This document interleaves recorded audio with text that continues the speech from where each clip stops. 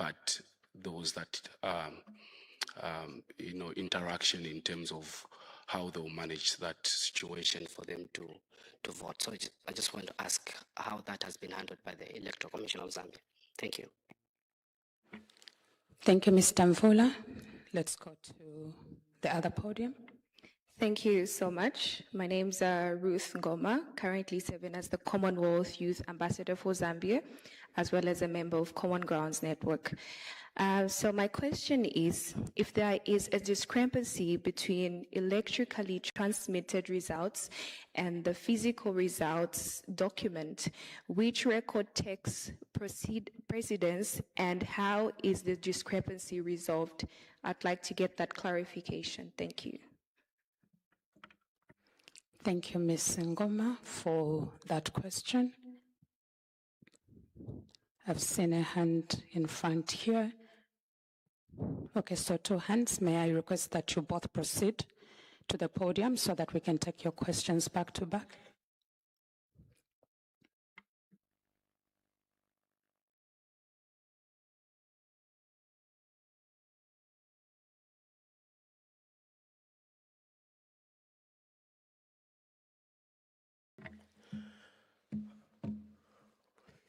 Thank you very much. Good evening, Chief Electoral Officer and members of ECZ. My name is Peter Chanda, President of New Congress Party and an alliance partner for UPND. You said you will give the update tomorrow. We wanted to know the specific time that you are going to give us an update. We're already seeing some results being circulated on the social media. And I think our expectation for this night was that as you come at this hour, you are going to give us some of the results that have already been counted. So we need an update from you as to know where the results have been counted and verified so that the Zambian people are not misled. So basically, Chief Electoral Officer, we want to know what time specifically are you going to give us an update, or if that will also be an update on the elections, or it will be an update on the announcement of some results and the results both at presidential and all levels. I thank you.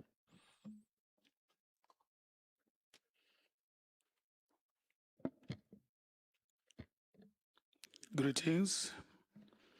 Enoch Luzio Tonga, Tons Alliance. When is ECZ going to start giving us specific figures in as far as the results are concerned? When are we expecting figures tomorrow? Thank you very much. Thank you, Pastor Chanda and Mr. Tonga, for those questions that have been asked. Let me just turn to the CEO to respond to the 4 issues, though I take note that the last 2 are somehow intertwined. They're speaking to when the Commission will start releasing the figures in terms of the election results, but also the specific time for the next update. There was also a question from Ms. Ngoma who asked what happens if there's a discrepancy between, is it electronically transmitted results versus the physical copy, but also the incident at the University of Zambia. Thank you.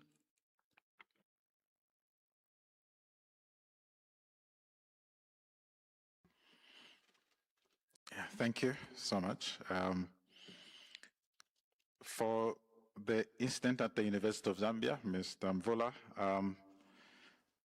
the Commission, I wish to confirm that the Commission did receive a report from the University of Zambia, and to this effect, did dispatch officers from head office to go and address the situation there.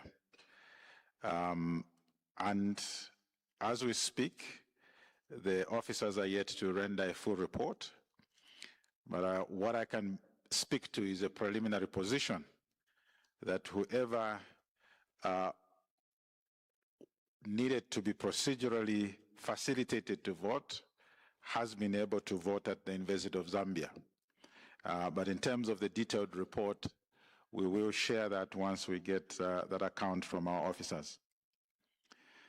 On the second question, you will recall that yesterday at the launch of the Results Center, the Commission, through the Director ICT, did make a detailed presentation on how the results management process will be handled. Now, I'll take you back to the procedure at the Totaling Center. We will have computing equipment at the Totaling Centers, which will be used to both capture the figures, but also scan the forms from the polling station. I'm speaking specifically in relation to the presidential election.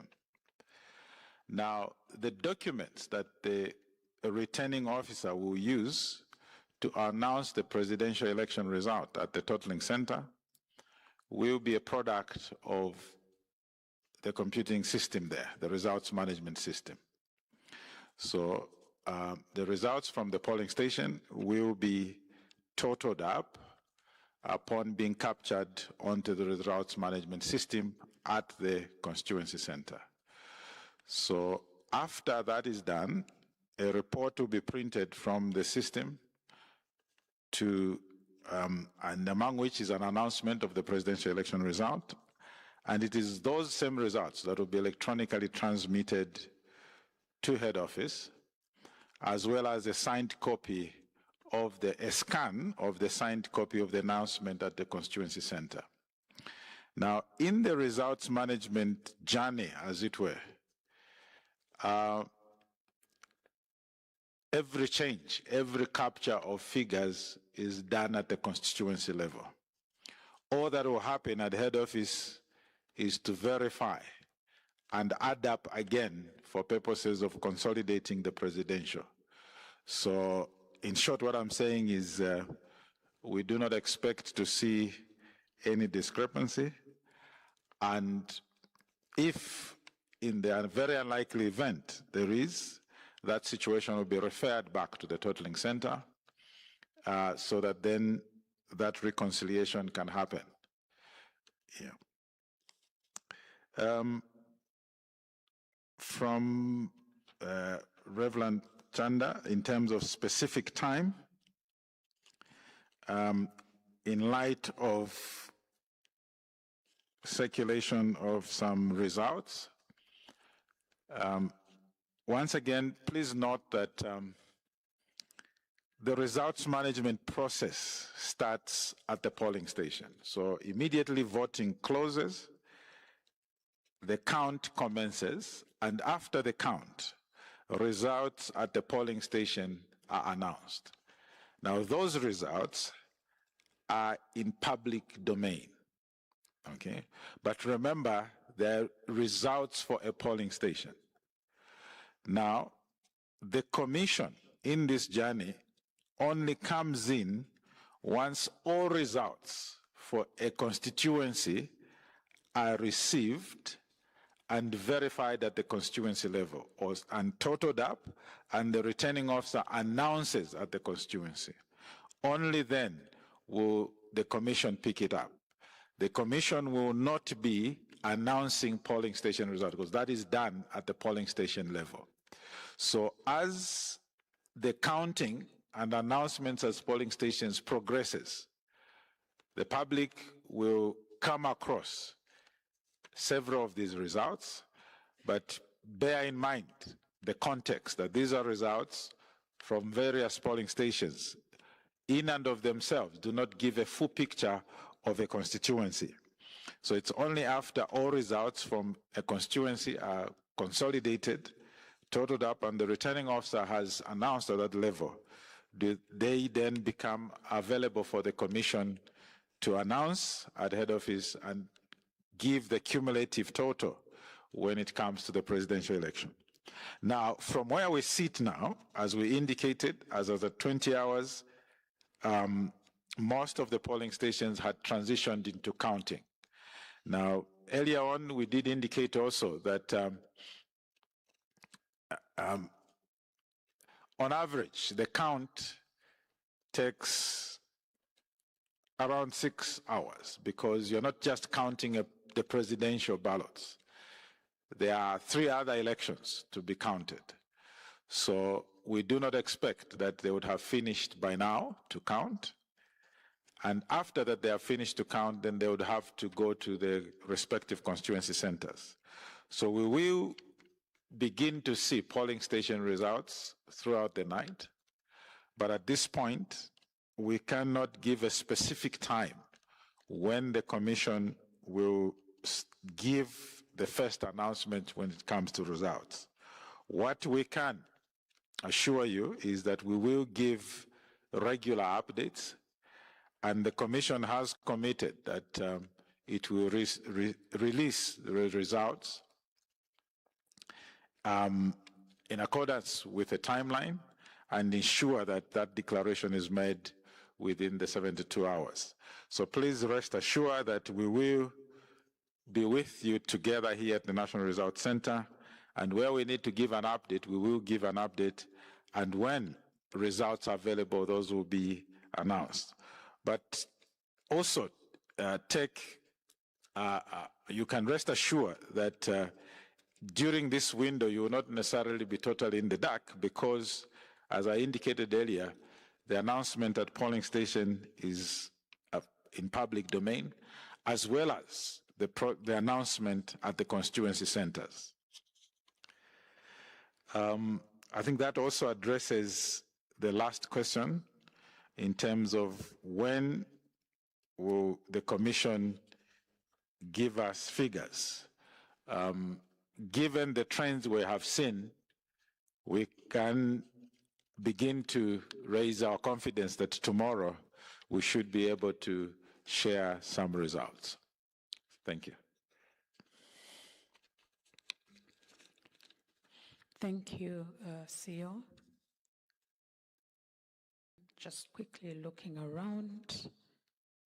So 2 hands just in that row. Please just go at the back where the podium is.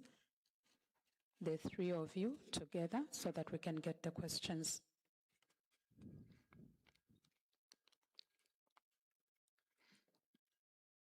Do remember to introduce yourself as you ask the question.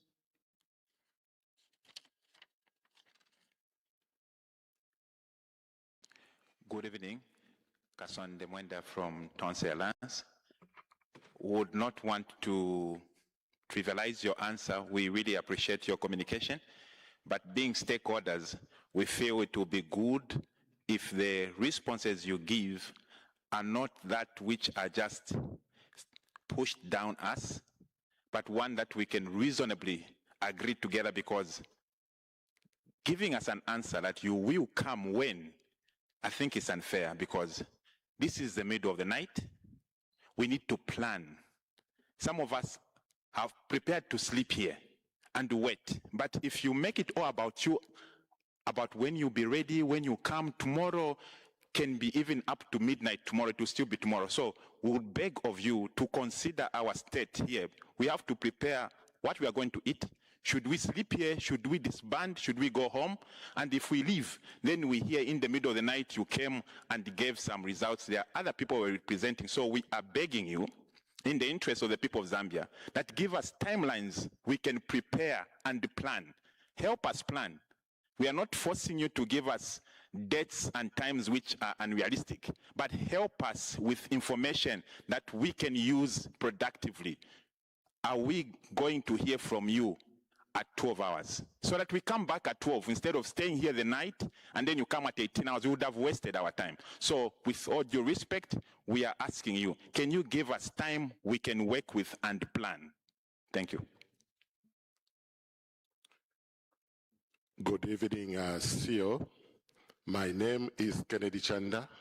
I'm coming from Hope for Human Rights Association, a member of the Tonse Alliance. In as much as I appreciate your response regarding to the incident that took place at the University of Zambia, I would like you to make a clarification to the public as to whether the commission has certain situations where they could allow a polling station that had already been closed to be reopened for people to be to cast their votes. Thank you very much.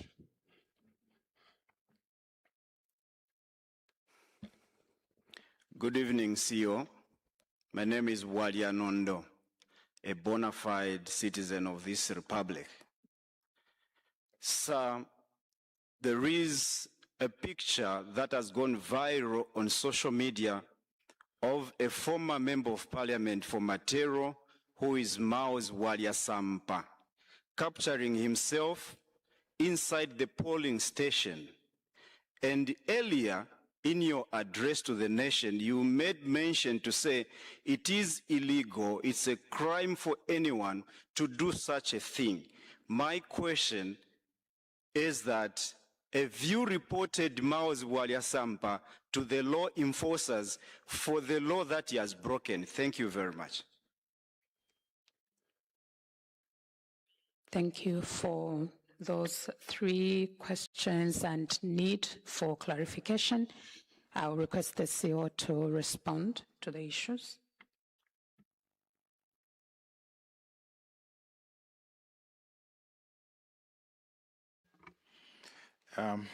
Thank you so much for those questions. First from Mr. Mwenda, that I think in being not specific, my attention was drawn to the questions, and the questions related to results.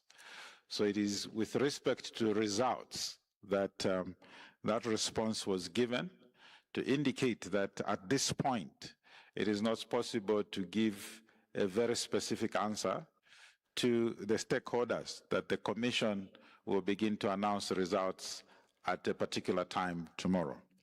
What I can indicate to the stakeholders here present and the nation through the media is that tomorrow morning we will have an update.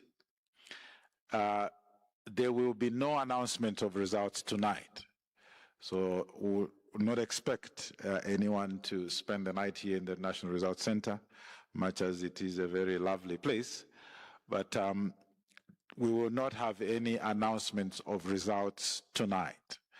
Tomorrow, if we get the results earlier, the brief, maybe the announcement of results itself, but otherwise, we will still, in the morning, mid-morning, give an update as to the receipt of results as we continue to monitor the count, rather the close and the count of votes at the respective polling stations around the country.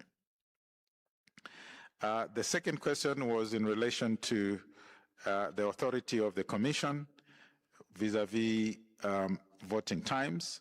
Yes, so the Electoral Commission has the mandate to prescribe the voting times, and where necessary, the required extension, as it were. You may wish to refer to Section 50. Section 50 of the Electoral Process Act for details over the same. The last question, I must honestly say I've not yet seen the picture in question.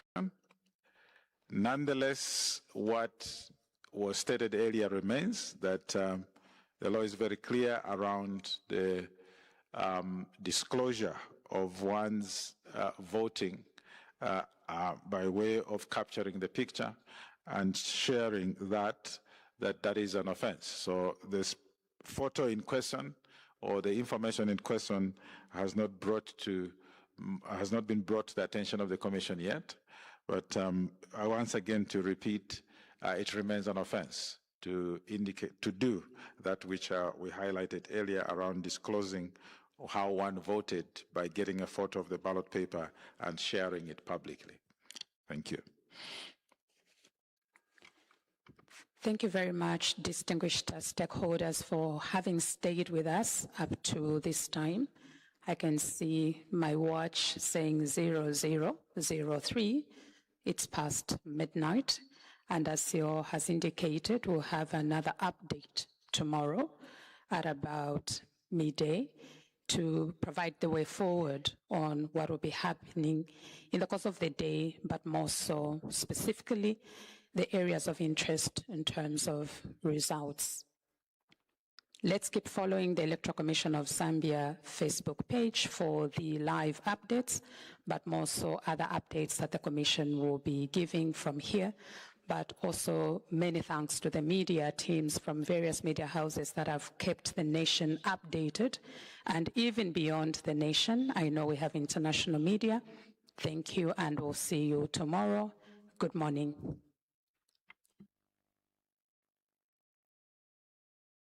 Six.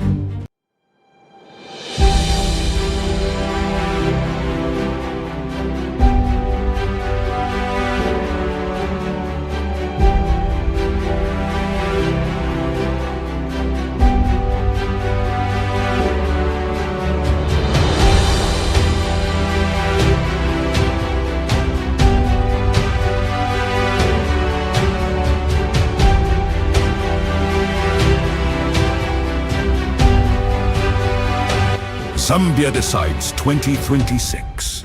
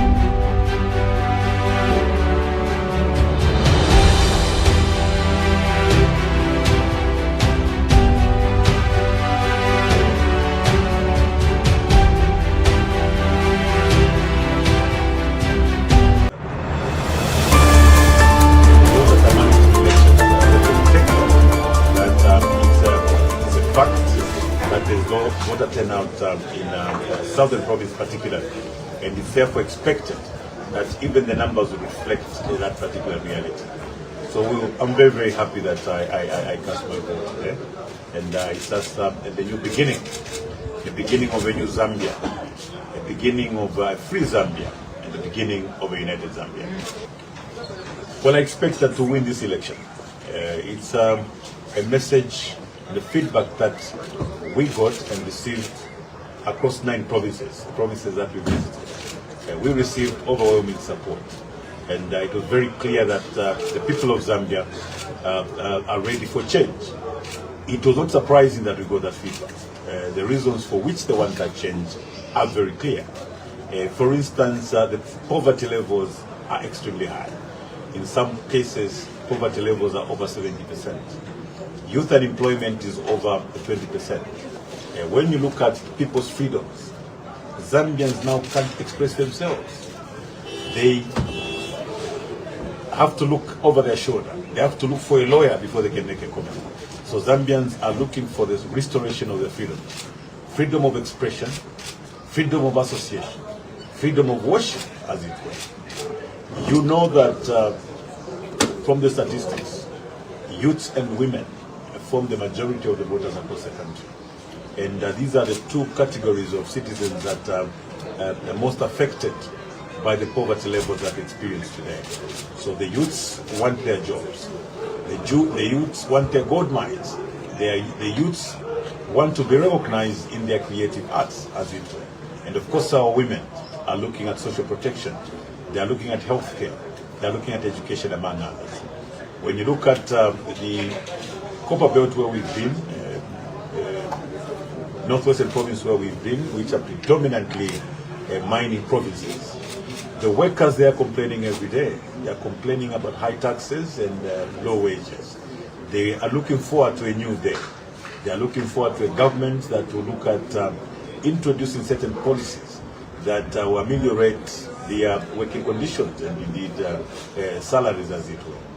They are looking at a new government that will care about their housing infrastructure, social infrastructure, as it were.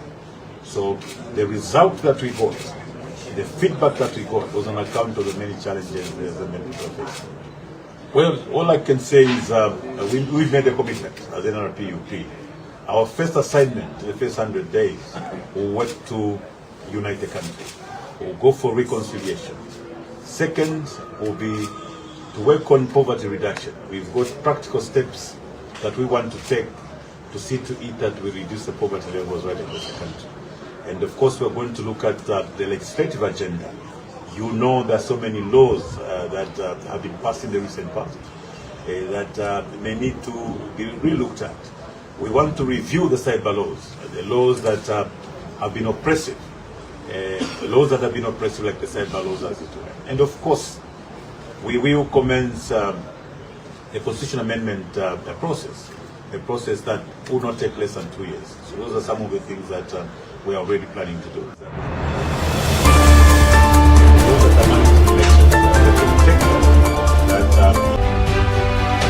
Zambia Decides 2026.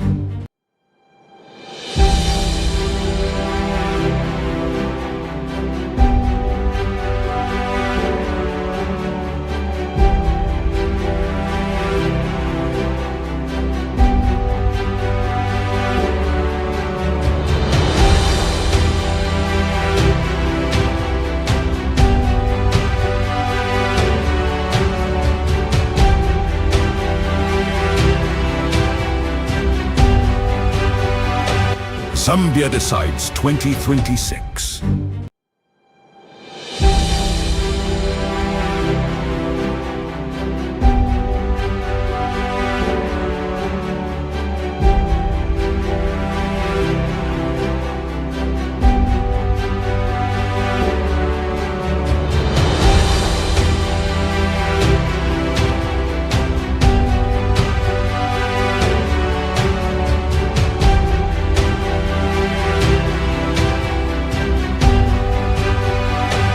Zambia Decides 2026.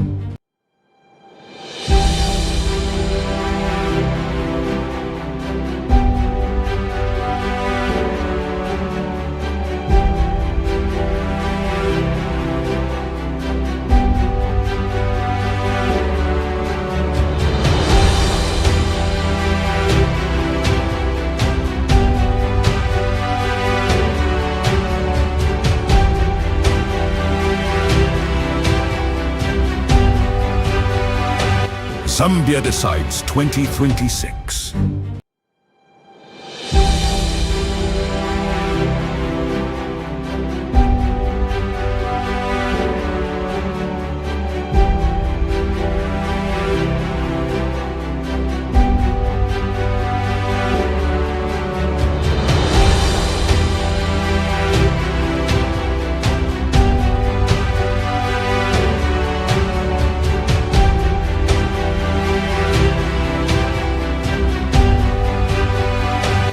Zambia Decides 2026.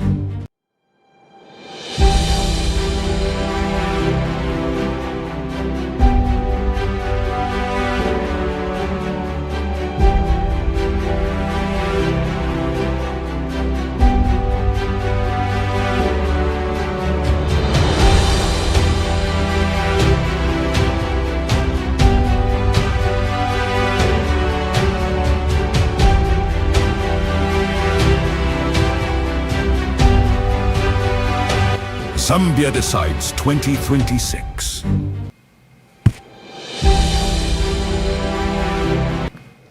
Good evening to you, dear Zambians. We continue with our elections update. We've just been listening to the Electoral Commission of Zambia and their Chief Electoral Officer, Brian Kasaro, giving an outline of how they will announce the results. He says at this stage, it is a work of polling stations. It is a work of constituencies. And he summarized that they only come in later when these results are then sent to the totaling center in Lusaka, to the elections office in Lusaka, and then they will begin the communications. He gave a hopeful view that we might have some election results tomorrow morning. For parties, for stakeholders, this is what we have always said. Elections in Zambia is at the polling station. Counting is at the polling station. Before they take the results elsewhere, the results must be certified correct at the polling station. This is why we insist always be there. Do not allow any manipulation. And that is why you saw in parts of Lusaka and other parts of the Copper Belt, there was an attempt to disrupt processes at the polling station because they know elections is at the polling center. And it's very important that in the next 6 hours, the first 6 hours is at the polling center, and results are being announced. And then ballot boxes will be moved to the totaling center in the center of the constituency, wherever that place has been chosen. Usually it's at the civic center or at a school or anywhere else. Again, that becomes a critical stage. After that verification is done, ECZ Lusaka comes in. Elections in Zambia is at the polling station. Share this broadcast. Share this broadcast. We are doing a marathon broadcast. I'll be bringing in some of my friends to help me analyze what has happened. But the reports so far have begun to show that Brian has opened up, Brian Mundubile, the leader for the Tonse Pamozi Alliance and the NRPUP candidate, has opened up an early lead. If you look at the results that are coming from Lusaka, Copperbelt, yanguba chingola tamwangala vachingola ifitabalanda tibachila vota nomufulo. If you listen to the results at polling station in Chingola, vachingola mwabombeni, vachingola tabaleyangala. So if you look at the picture that is beginning to emerge in Lusaka, Copperbelt, parts of Northwestern Province, who would think that Brian Mundubile would be posting good results, very good results in parts of Northwestern Province, especially Solwezi and Mwinilunga area. Solwezi, maybe because Brian Mundubile, grew up in his very early life, grew up in Solwezi, and Solwezi has connected to him. But you should remember, there are many factors with Northwestern Province regarding the mines, the huge migrant labor that has moved to Kalumbila, Solwezi, and Kansanshi. There's been a migrant population that has moved into Northwestern Province. Could that be the factor? And another matter, the Northwesterners themselves are totally dissatisfied that despite holding some of the largest mines in Africa,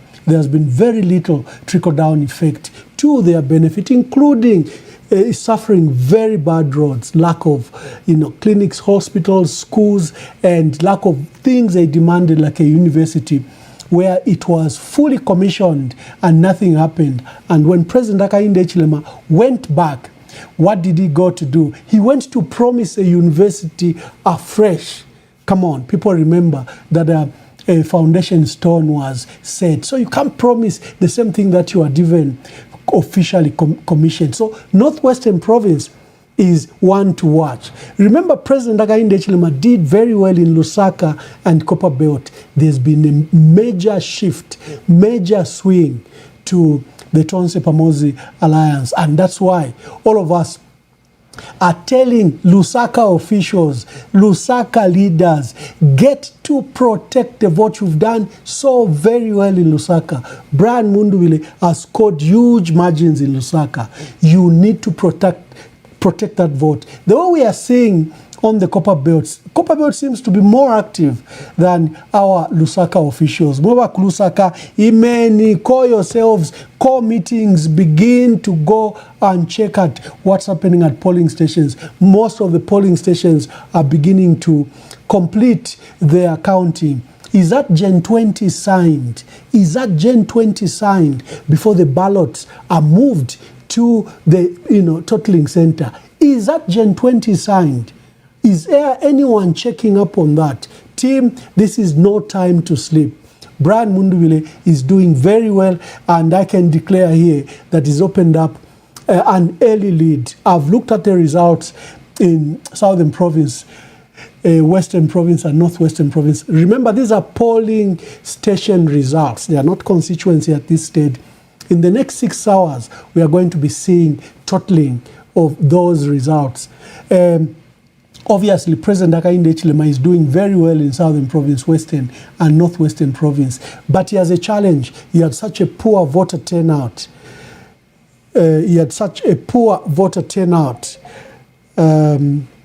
Let me just find out. There was our contact in Northwestern Province who wanted to give us a brief. Just give me a moment. I pick this call.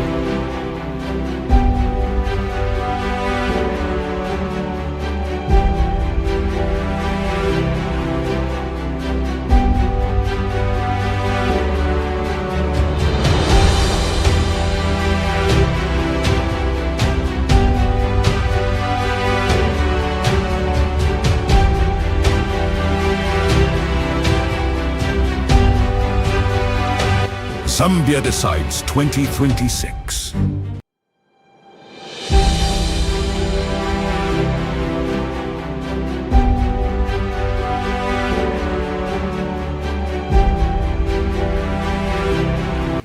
Thank you very much. You know I'm broadcasting remotely and I'm relying on people on the ground. So I'm waiting for a brief in Northwestern Province to understand the results in Northwestern Province. That's of particular interest because there seems to be a significant shift from... Hello, caller, please tell us your name and where you are calling us from. Anonymous, but it's not a Mkwai. Lolera Festina, Tolamba. Tatama Mwamba Womberi School. And Ditayama. And Jita. Uramu Fiwa Tatawa. Tapari no one of the Roshingamono, the power of Fiwabika. Yacho Mamma was always avant to be very hour. You won't take that to any local Pavan to if you want to Alan did it. Kaviwa worship. Umuntu mupina nina nwinga kwera indeke okufumakusa kokuya kundola nobungata kwete mungai tata abantu naberuka enjita mukwayi bombeni. Thank you very much. Thank you very much. There'll be. Thank you very much. You know, this is a program I've always said is heavily invested with our callers, and the callers find pride that they can call and say what they wish to say. So there are times that they even interrupt my analysis just to get through, and I do not mind. It is your program. It is not my program. So I was analyzing Northwestern Province, that the results we've seen in parts of Northwestern Province could not have been obtained by the opposition just 5 years ago. And the results that we are seeing just now from Northwestern Province are very, very good. And Firafine Nkoma Ilaine, vote protection, vote protection, vote protection. Epawa inkama. Takwawa nafimbi. Epawa inkama. And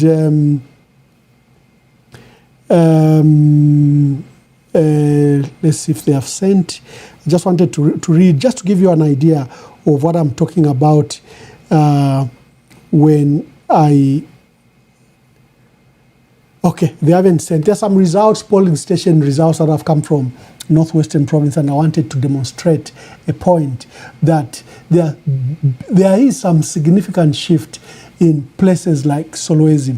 And I was narrating that the president will obviously win Southern Province, who obviously might win parts many parts of Western Province. He might win Northwestern Province, but there are these punctured issues. In Southern Province, where we have the largest number of voters after Lusaka, after Copperbelt, Lusaka, and Eastern Province, the amount of poor voter turnout, you must have seen those videos. The videos have been flying everywhere of how poor the turnout was at 9, at 11, at 13, at 15 hours, at close of poll at 17 hours. Why have Southerners not turned up? Wale but chale itika, fidaturanda mchibemba, chale itika, you know, the stampede in voting in Southern Province in 2021, 2016, 2015, 2011, is that a mass of people who turn up. And Southern Province recorded the highest voter turnout if you look at the records from 2011, 2015, 2016, 2021. And many analysts are saying Southern Province will score among the least people that have voted. My dear brother Oliver Shalala, who's a media director for or consultant for UPND, was saying, no, Mwamba, this, it's not me. It's not me taking those videos at polling station. And some people that gave me those videos were actually threatened. One was even threatened that they'll be burnt in their house just because they provided a video of how poor the turnout was. They went there in the morning. There was a motley crowd. They turned back at 11, at 13, at 15, at 17 hours. You cannot blame me for that. And it's just imperative that the country knows what's taking. This is not a matter for propaganda. And that is why we need to protect the vote. You need to have polling center results. You do not compile that, you'll have challenges. A lot of people, when I came in the early broadcast, there was fear of especially reported cases like at Katondo, at Lusaka Library, where a soldier, a group of soldiers came up in a canter and they carried some sort of bag and went into that old library, city library at Katondo. And a lot of people were sending messages. Lembeni fipa mwamba, lembeni fipa mwamba. Mwabantu wakwalesa mlenga fuako. Mwateking afenanguka 3 seconds, 5 seconds, 10-second video. It helps with credibility so that when we say it, it doesn't look like we are speculating. It doesn't look like we are putting propaganda. Because in this season, what you have is that you can't differentiate what is true and what is not true. And what saves us is the credibility. That's why I want, for me, the heads to speak. If I'm saying President Hakainde Hichilema said, I play what President Hakainde Hichilema says. I do not want to paraphrase what the president said. I'll make you listen to him. So if I say that there was this issue, I want to play the video so that our people can see. Because if you just give me text, yeah, it may not be credible, but a picture, a video does help. Why has President Hakainde Hichilema performed poorly in Southern Province? Number one, the number of candidates they picked that were not popular, some even went unopposed, and an unpopular candidate is adopted and goes without an election. You know, sometimes when there's good competition, it helps. Independents were made to withdraw. This is what is affecting Northwestern Province. Because when you make the independents withdraw, probably you've left a very bad candidate, and our people are not willing to just wake up at 04 to go and vote for a bad candidate. No, maybe if you had left the independent, they were going to vote for the independent and vote for President Hakainde Hichilema. This seems to be a very, very strong factor in Southern Province and the stronghold of the president with this poor turnout. But there's been overwhelming turnout in Eastern Province.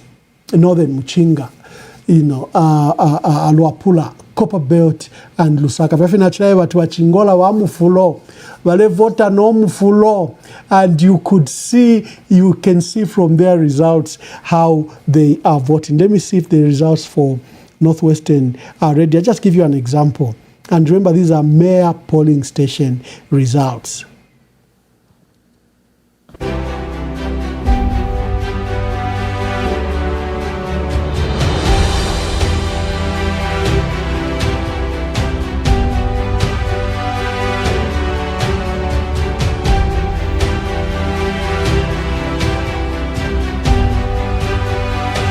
Zambia Decides 2026.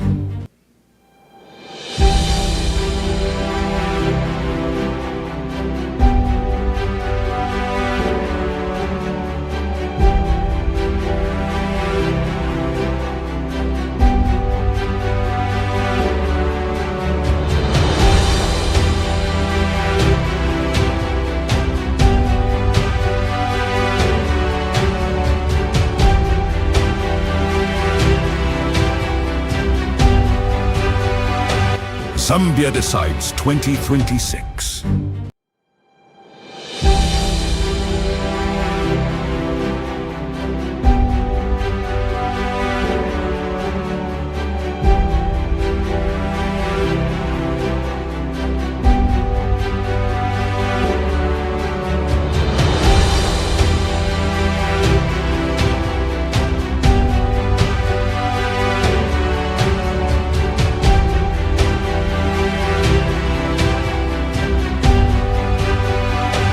Zambia Decides 2026.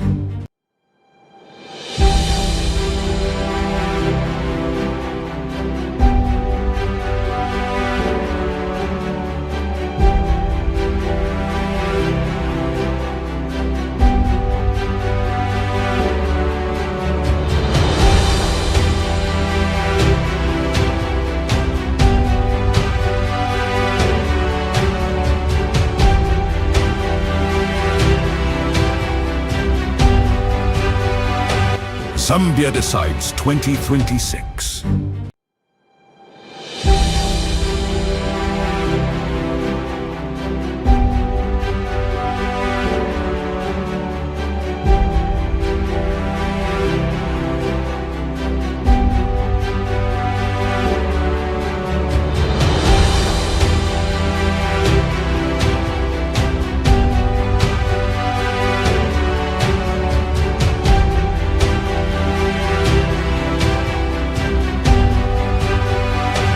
Zambia Decides 2026.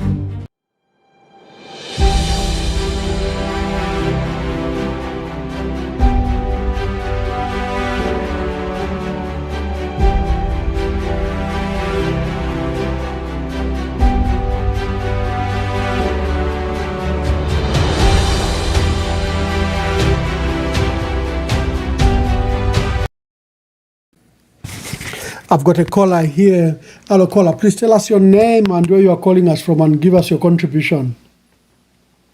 Good evening. I don't think I'll mention my name. That's fine. Okay. Dalala Ndamchivemba. Ine Ndikunok Southern Province. I've been here for a very long time. What I saw today was something else. There was apathy Mwamba. Apathy, no Kwangala. When I went there, I just walked in, voted no Fumako. So, at least we have to be mindful of the numbers which should be coming from there. Very, very mindful. So, let's check those numbers. If making abnormal, I'll be very surprised because this time around, there people didn't come out to vote. That's all. Thank you. Thank you. Thank you so much. Thank you.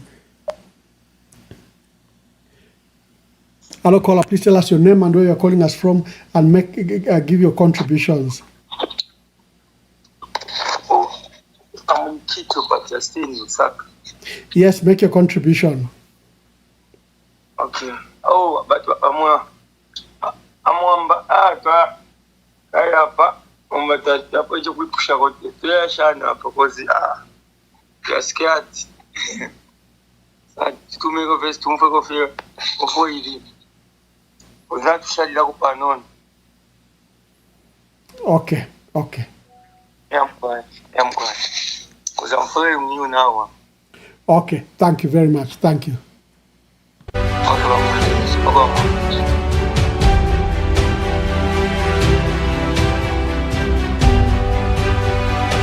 Zambia Decides 2026.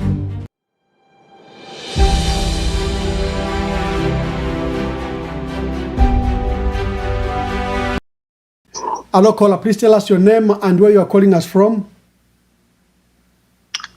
Mkwai, this is Mama T, Mwamba Mwabombeni. Ndita mayo Mwabombeni. Mkwai na totera. Mwamba nshalumbuloko na chira votera, but na munali. You know, in 2021, I didn't pay much attention. Kulifyale chitika kwa chipama QZ, ba police and whatever. But today, ero nachista pay attention to whatever was happening around polling station opo nachira votera. Bamwamba ba police eba chira pera sigino. Akuingire in 55 vale pera sigino ya yenyari. This is how bad it is. When we are saying that the ground is not okay, Kainde, pay attention to the people of Zambia who voted for you. Nobody paid attention, and they called us bitter. But today, I've seen. You know, I'm very happy because why? No politician will come and lie to the Zambian people. Because I'm sure all politicians have learned from Hakainde Hichilema what he has experienced and what the people of Zambia have shown to what is called, you know, betrayal and umuntu lebepo bufiku bantu. Bamwambata chiweme. But all in all, in whatever happens, we need to learn from our circumstances around us. Sharande Fingi. Mama T, I'll be waiting for the results. Thank you so much, Bamwamba. Thank you very much. Thank you.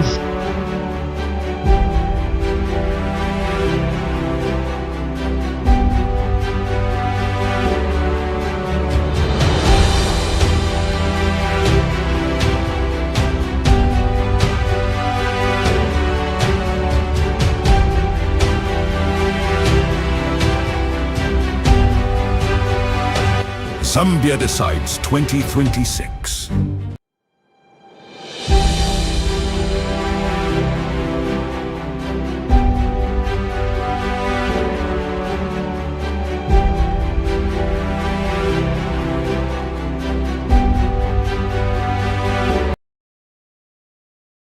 Hello?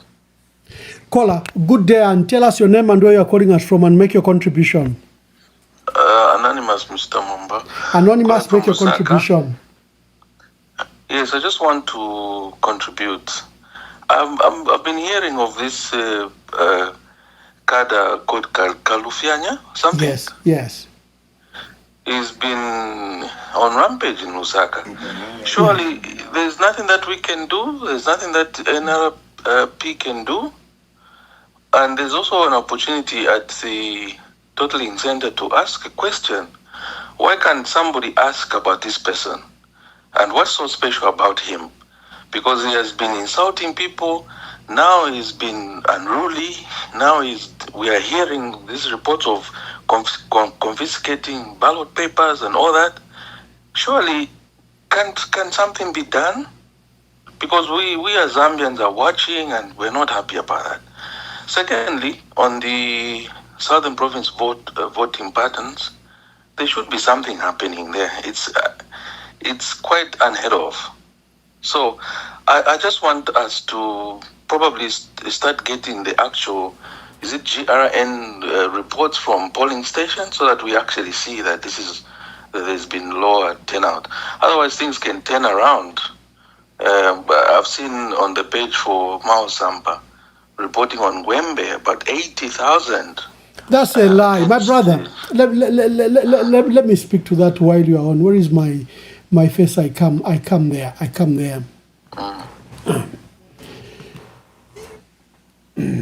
You must have seen, thank you. You must have seen, sorry, thank you. You just listen through the answer. You must have seen the lie by Dr. Nevas Mumba, who posted from a polling station that that President Hakainde Hichilema had won by 7,000. Whichever Nevas Mumba is what a polling station is. Does he know the number of people at a polling station? Does he know the total number of people that can be at a particular polling station? And at the stage he was reporting, the various polling station at a voting station was not counted. I saw another journalist challenge me when I talked about poor turnout in Southern Province. Very senior journalist. He says there are 13,500 polling stations in Southern Province alone. I said, what kind of ignorance is this for you? You are a senior journalist. The entire country has 13,529 polling stations. 13,500 across the entire country. And whenever a polling station has limited 900 people. It has to be 900 and below. Remember, that's what guides even ECZ to print ballots. And that's why they will tell you that we might print extra. Maybe we print 1,000 because they come in batches sometimes of 50 and they take into consideration. So there are a lot of ignorance. Like Mao Sampa says, Gwembe has recorded 80,000. That's totally propaganda. Because first of all, by the time he posted that, the results were at polling station level. They had not even been taken from the polling station to a totaling center. That picture can only emerge late tomorrow evening to the other day. Especially that Gwembe is far-flung and some polling stations sometimes require that you take even a helicopter. So the ignorance and the propaganda is, I blame it on ECZ, who have not bothered to educate our people. Because that's why, you know, that's why people can say, no, Hichilema is leading 7,000 to 20 Brian Mundubile at this polling station. Come on. ECZ has not done its work. ECZ needed to break down what constitutes a polling station, what constitutes a voting station, then what constitutes that poll. And, you know, in some cases, they are not even looking at the register. The register is a public document now.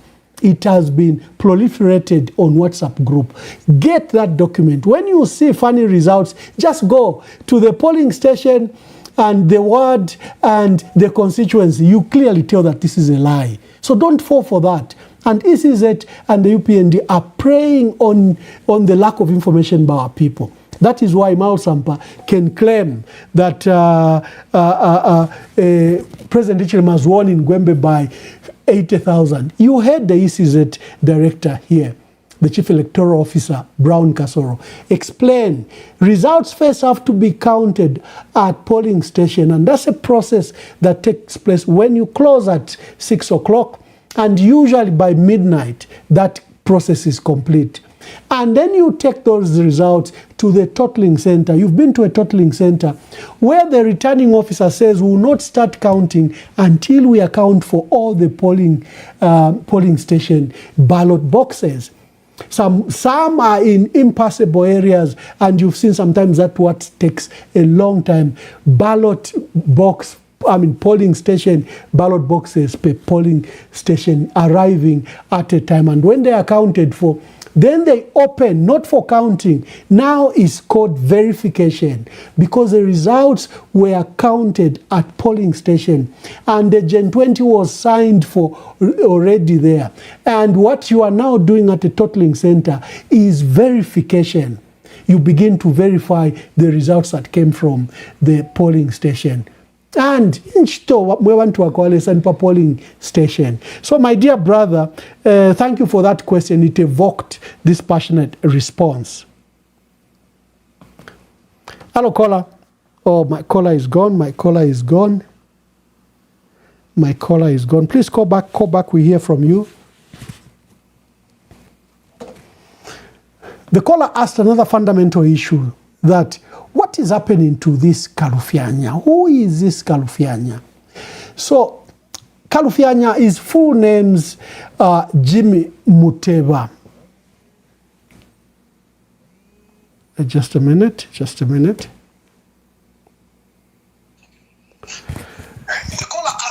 Hello, caller. Please tell us your name and where you are calling us from and make your contribution. Hello, Ambassador Mwamba. Good evening. Good evening. I don't know if it's good morning. I'm just coming back from the words actually. You have done well to explain that way. This is Mr. Mlenga actually calling from Kabwe. Thank you, Mr. Mlenga. I've been in different, I think, polling stations. The way you are explaining, according to the counting that I have observed myself from where I've moved through, the vote from one polling, say they cannot go over 1,000, as you have said. It's very correct. It's a lack of knowledge that Miles Sampa and Nevas Mumba can give that raw information. Right now in Kabwe Central, because I'm in Kabwe Central, they have not yet even finished counting. I've been there. I've just taken a break to just take a snack, and I get back. They have not even finished counting in these these words we're talking about. But of course, I think I've seen on presidential NRPUP reading, even on parliamentary, it's obvious it's by a very big margin. It's a bit tight. Of course, on presidential, it's a bit higher on where I've passed through. That is the situation which is on the ground. Right now, they are busy counting those votes. But we had the disruption at Kalonga Secondary School, where some UPND cadres, I think, tried to storm the polling station, but the police came in and fired the tear gas canisters to disperse them. That is the situation that is in Kabwe Central right now. Thank you so much, and we'll continue to update according to what is on the ground. Thank you very much. Thank you very much. So, Nevas Mumba posted results from a polling station in Chelston. Chelston Community Hall is a polling station. And he posted results of 7,871 for President Hakainde Hichilema, and that for Brian Mundubile, NRPUP, he had obtained 1,664.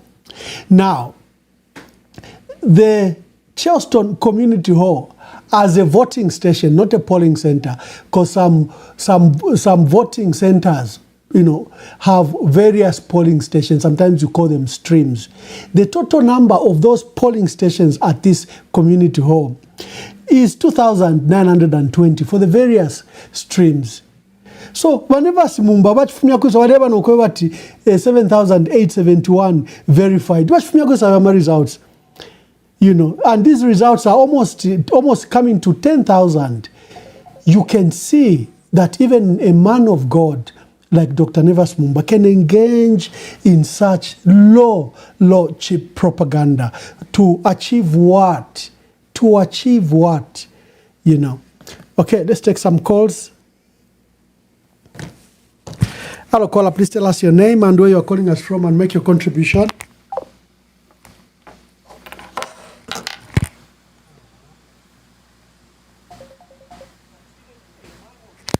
Hello, caller.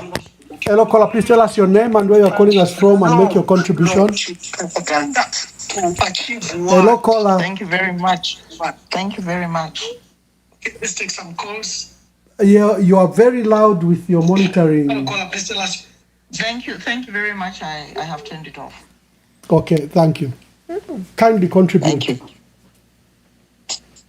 Well, I'm just wondering what's going on right now with the lawlessness of, people like Nevas Mumba, quite honestly. If he posts something like that and it's actually on Facebook like that, can't he be reported for fraudulent, activities? If it was Binwa Mpundu, if it was Binwa Mpundu posted what Nevas Mumba posted and Mao Sampa, ECZ would have suspended them. But they will not be suspended because they support the president. No. I think that we should put these things on record and bring them forth to the court of law so that people can learn in Zambia. I think we have a lot of people right now who are taking advantage and using the position of what they have right now, the connections, whatever connections they have, as people of Zambia, just like we all rose to refuse how we were mistreated in the past 5 years, we should begin to put the record straight and make sure that everyone who we have found in this election posting wrong figures or, fraudulently, making, escalating, these things to Facebook to go and show that just confusing people and, making the platform uneven, we need to make them to become accountable. We should keep record. I hope that... I would urge members of civil society, members of Brian Mundwile's team, that conduct by Mao Sampa and Nevas Mumba should be put to writing and a formal letter given to ECZ and the police. IBA and ECZ have been warning that they will not spare anyone who's posting false results. There you have Mao Sampa and Nevas Mumba that posted false results. Yes, those false results, especially 80,000 Wembe, it must be reported to the police. I think even if it means, an individual citizen taking it up to say we are not going to have lack of integrity in people like that. No. We need to, to stop this. It must be stopped. Thank you very much. I agree with you. And I don't know who will stop it, but we have to stop it. We have to get... Hello, caller. Please tell us your name and where you're calling us from and make your contribution.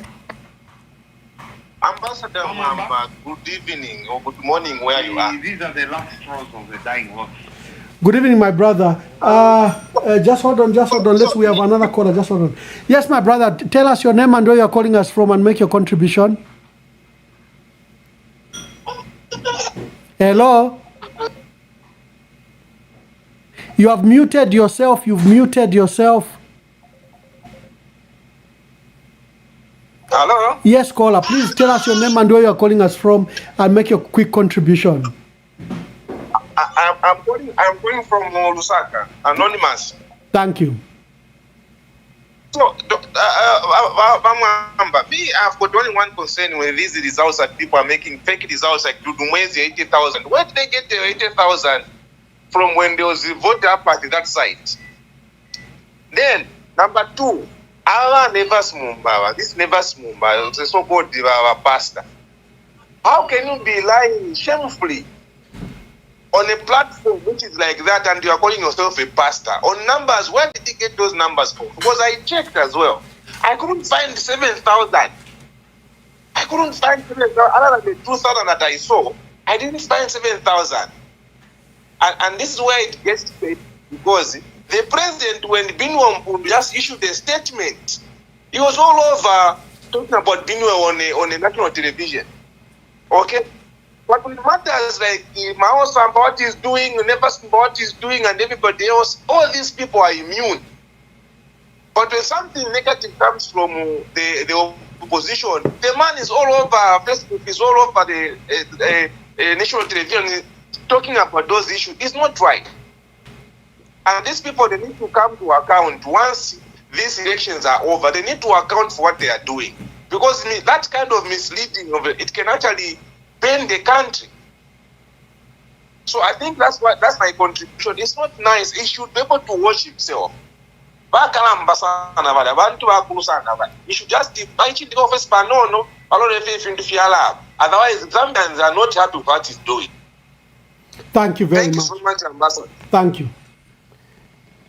Hello, caller. Please tell us your name and where you are calling us from and make your contribution. Bamwamba, Ine, you know me, I'm your brother, Nevo Kelvin Chanda Kafwimbi. I'm fully identifying myself. Yes, my brother, make your contribution. We have reached the end. You know, if you finish the Miles Samba, Miles Samba, Nadina Chena Namu, Napalivala, we were in the same class. You know, and my friends used to tell me that this chap is not normal. You know, and Charlie Kala Kukona, left in the class. Now, you know, Timau and then Tualisa Bafuti Pamoparakan. You know, Mausam, and then Nabanandi Valenja, but Chimuntuichita Taba no more. Mumfwe, I've never spoken like this on this program. You know, I'm very deep with this program, even from its inception. My brother, you know, and if you're for late Tamaozi, Nachita Tachi Nevas, I've always thought that the JJ is off the hook and what. I can even confess, I actually even sent JJ 5,000. I sent JJ 5,000. I said, JJ, do whatever you're going to do. And that prayer, yako JJ, I'm sorry to say this on your program. And I think, you know, we are reaching the levels that we are people that have never gone to those levels. But my brother, you hear me, election inga tatupitire. I swear to God. But we'll keep doing. I know Kelvin is working hard on the copper belt. Chulumanda, thank you for finding him. He was fine. They were laughing at me to say, at least you know, and I'm just so thankful. But let's do whatever we can do in this end stage, whatever we can do, my brother. And that's all I'm going to ask for, and is a prayer, you know. And I think Judge's prayers are normal. I swear to God. Open up better. Thank you very much. Thank you. Thank you. Thank you, dear callers. The caller waiting. ECZ had an update for us, and let me see if I can get a video for that, for the update that ECZ did. And wherever we see election results, we'll be sharing with you, especially the results that will begin to be ready at constituents level later in the day.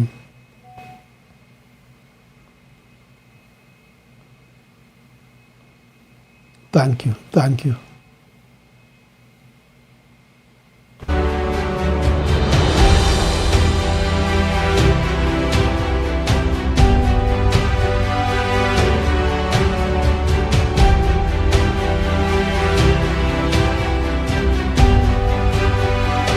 Zambia Decides 2026.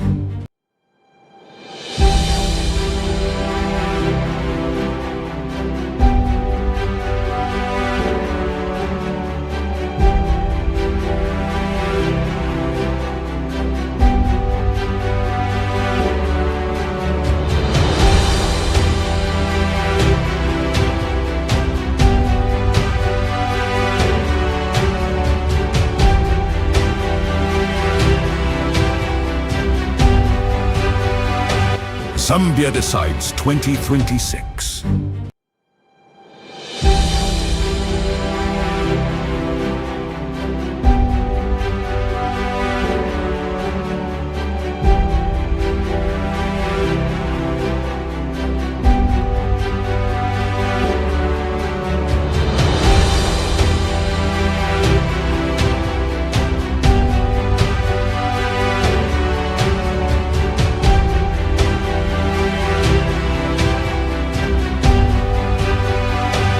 Zambia Decides 2026.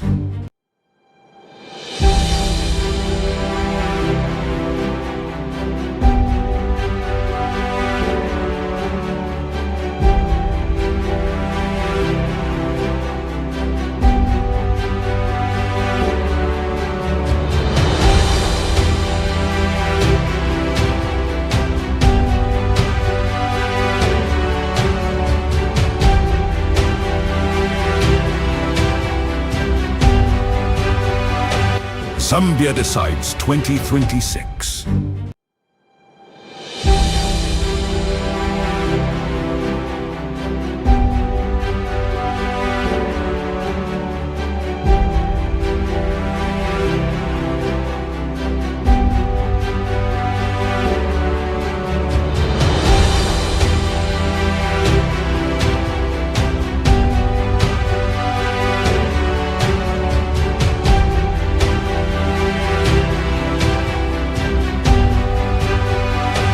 Zambia Decides 2026.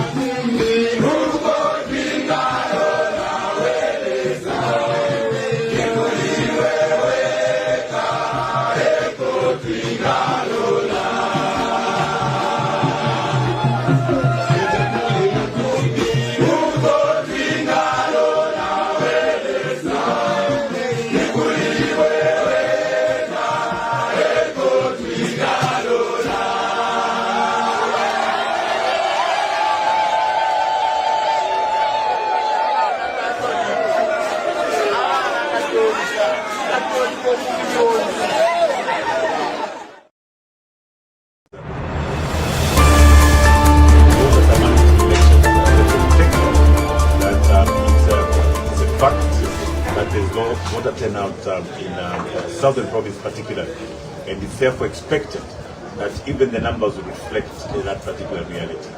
So I'm very, very happy that I cast my vote today, and it's just the new beginning, the beginning of a new Zambia, the beginning of a free Zambia, and the beginning of a united Zambia.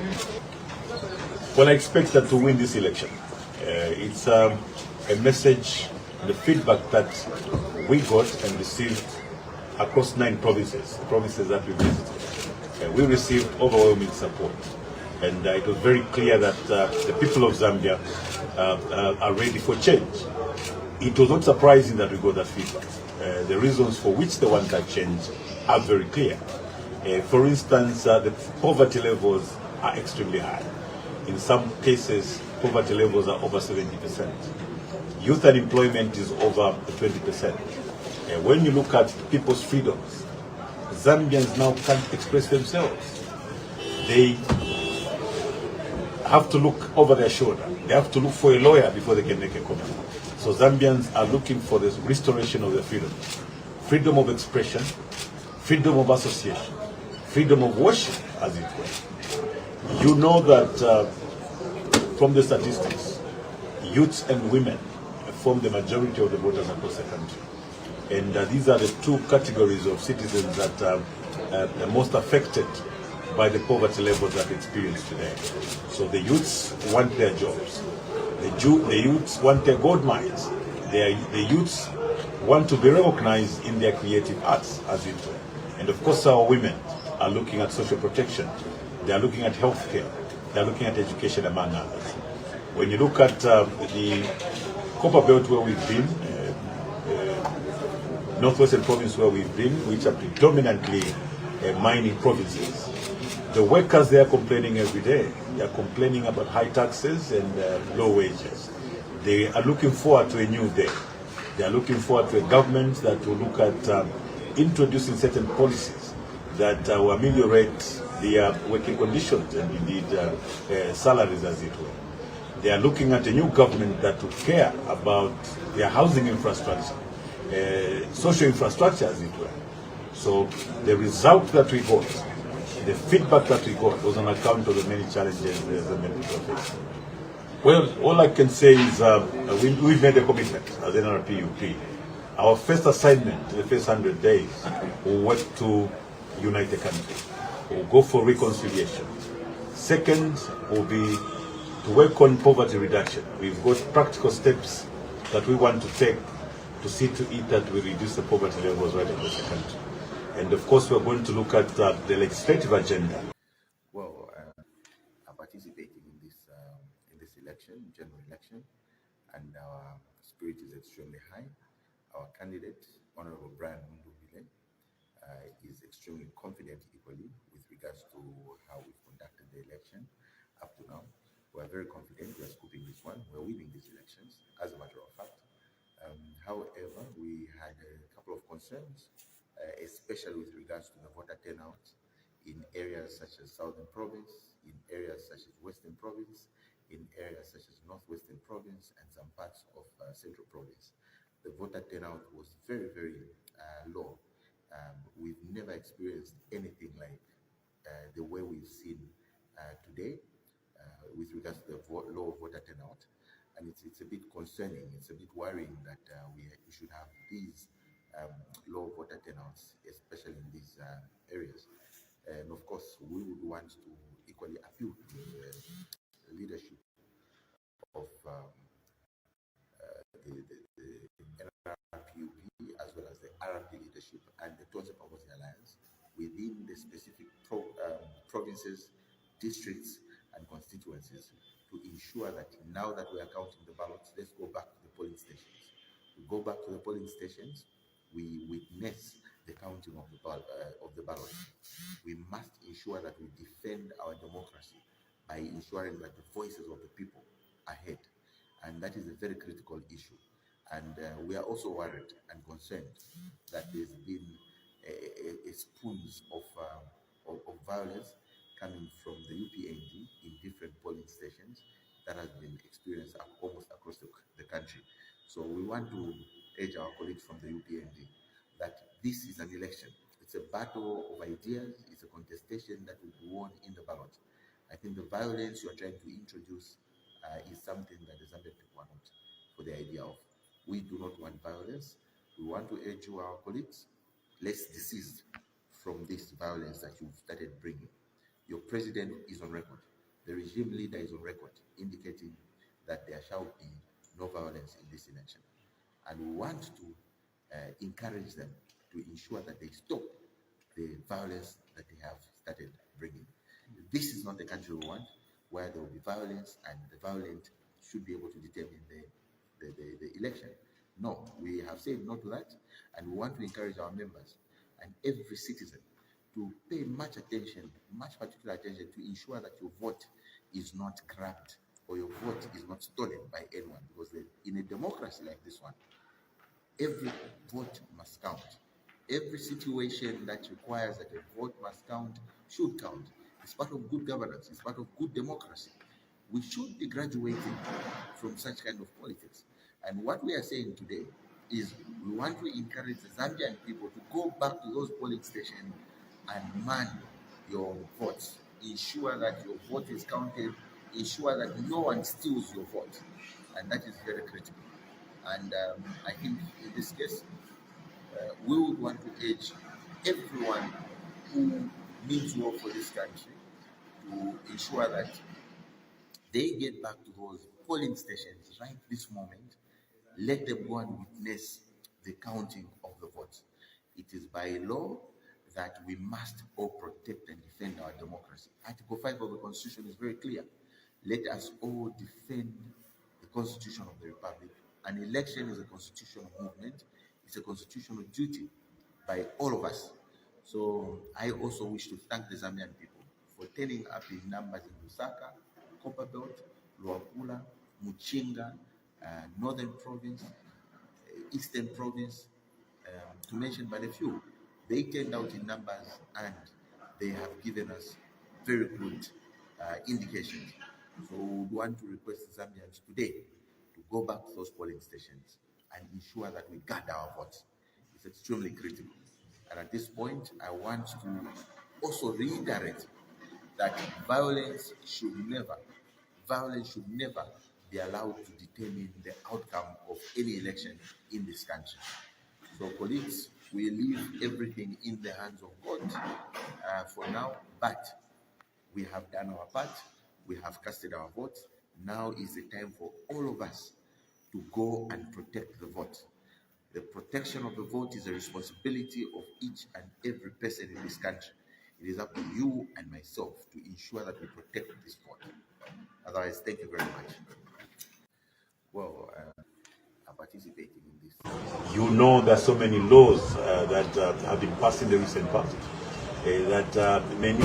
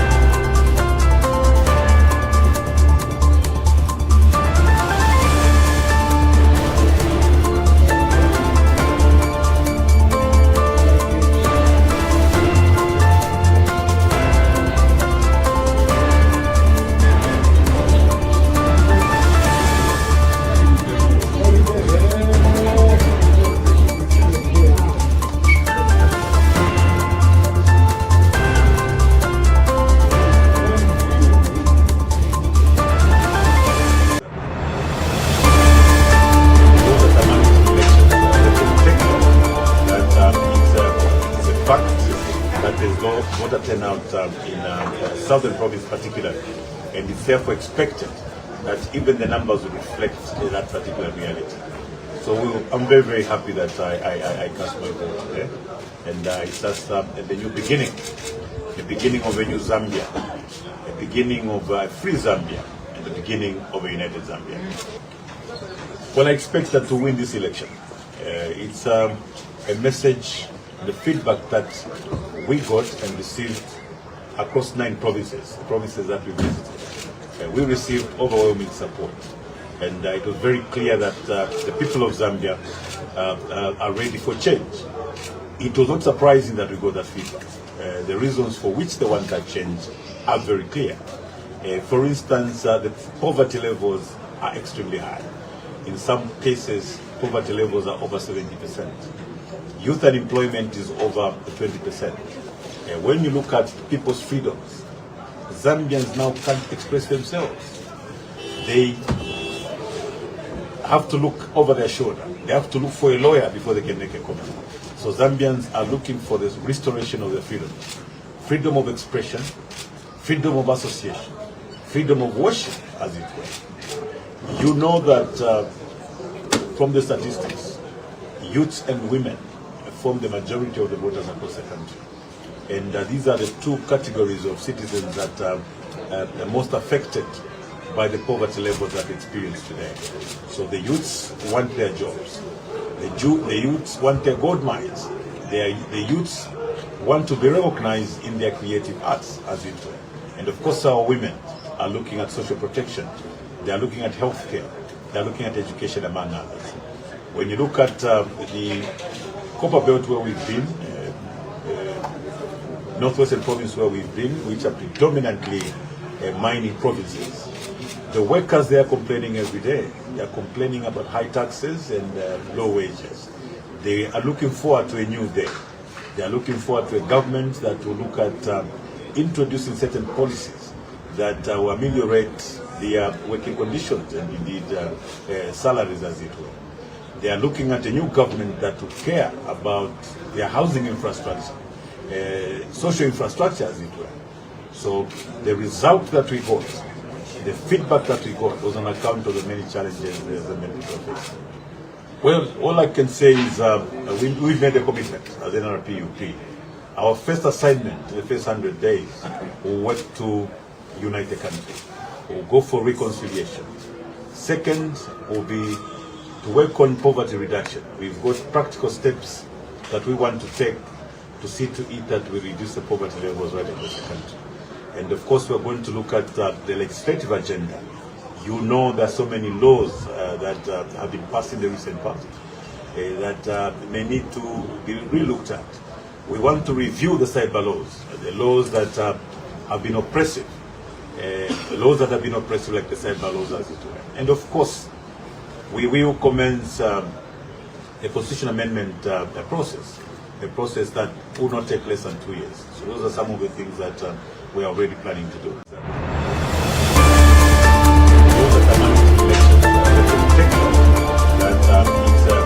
a fact that there's low voter turnout in Southern Province particularly, and it's therefore expected that even the numbers will reflect that particular reality. So I'm very, very happy that I cast my vote today, and it's just the new beginning, the beginning of a new Zambia, the beginning of a free Zambia, and the beginning of a united Zambia. Well, I expect that to win this election. It's a message, the feedback that we got and received across 9 provinces that we visited. We received overwhelming support, and it was very clear that the people of Zambia are ready for change. It was not surprising that we got that feedback. The reasons for which they want that change are very clear. For instance, the poverty levels are extremely high. In some cases, poverty levels are over 70%. Youth unemployment is over 20%. When you look at people's freedoms, Zambians now can't express themselves. They have to look over their shoulder. They have to look for a lawyer before they can make a comment. So Zambians are looking for this restoration of their freedom. Freedom of expression, freedom of association, freedom of worship, as it were. You know that from the statistics, youths and women form the majority of the voters across the country. And these are the 2 categories of citizens that are most affected by the poverty levels that we experience today. So the youths want their jobs. The youths want their gold mines. The youths want to be recognized in their creative arts, as it were. And of course, our women are looking at social protection. They are looking at healthcare. They are looking at education, among others. When you look at the Copper Belt where we've been, Northwestern Province where we've been, which are predominantly mining provinces, the workers there are complaining every day. They are complaining about high taxes and low wages. They are looking forward to a new day. They are looking forward to a government that will look at introducing certain policies that will ameliorate their working conditions and indeed salaries, as it were. They are looking at a new government that will care about their housing infrastructure, social infrastructure, as it were.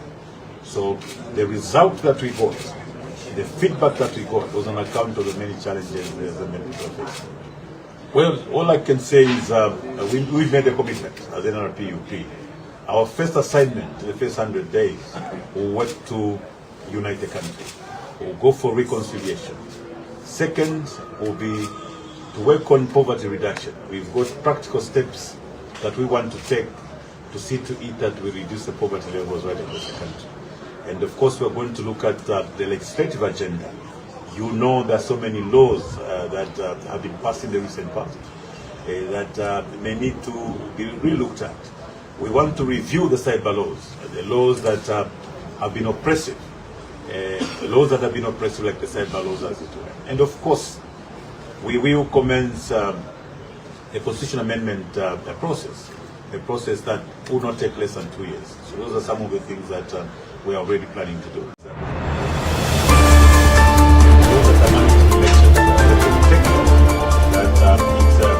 a fact that there's no continuing violence.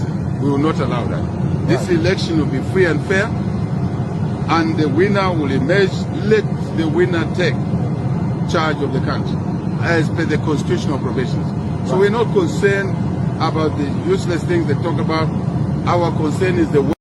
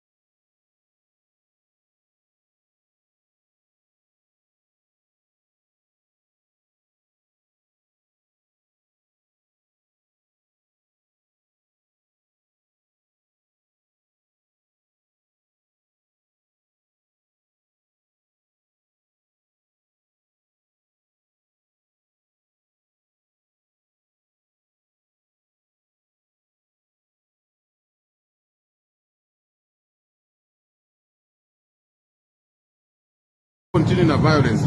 We will not allow that. This election will be free and fair, and the winner will emerge.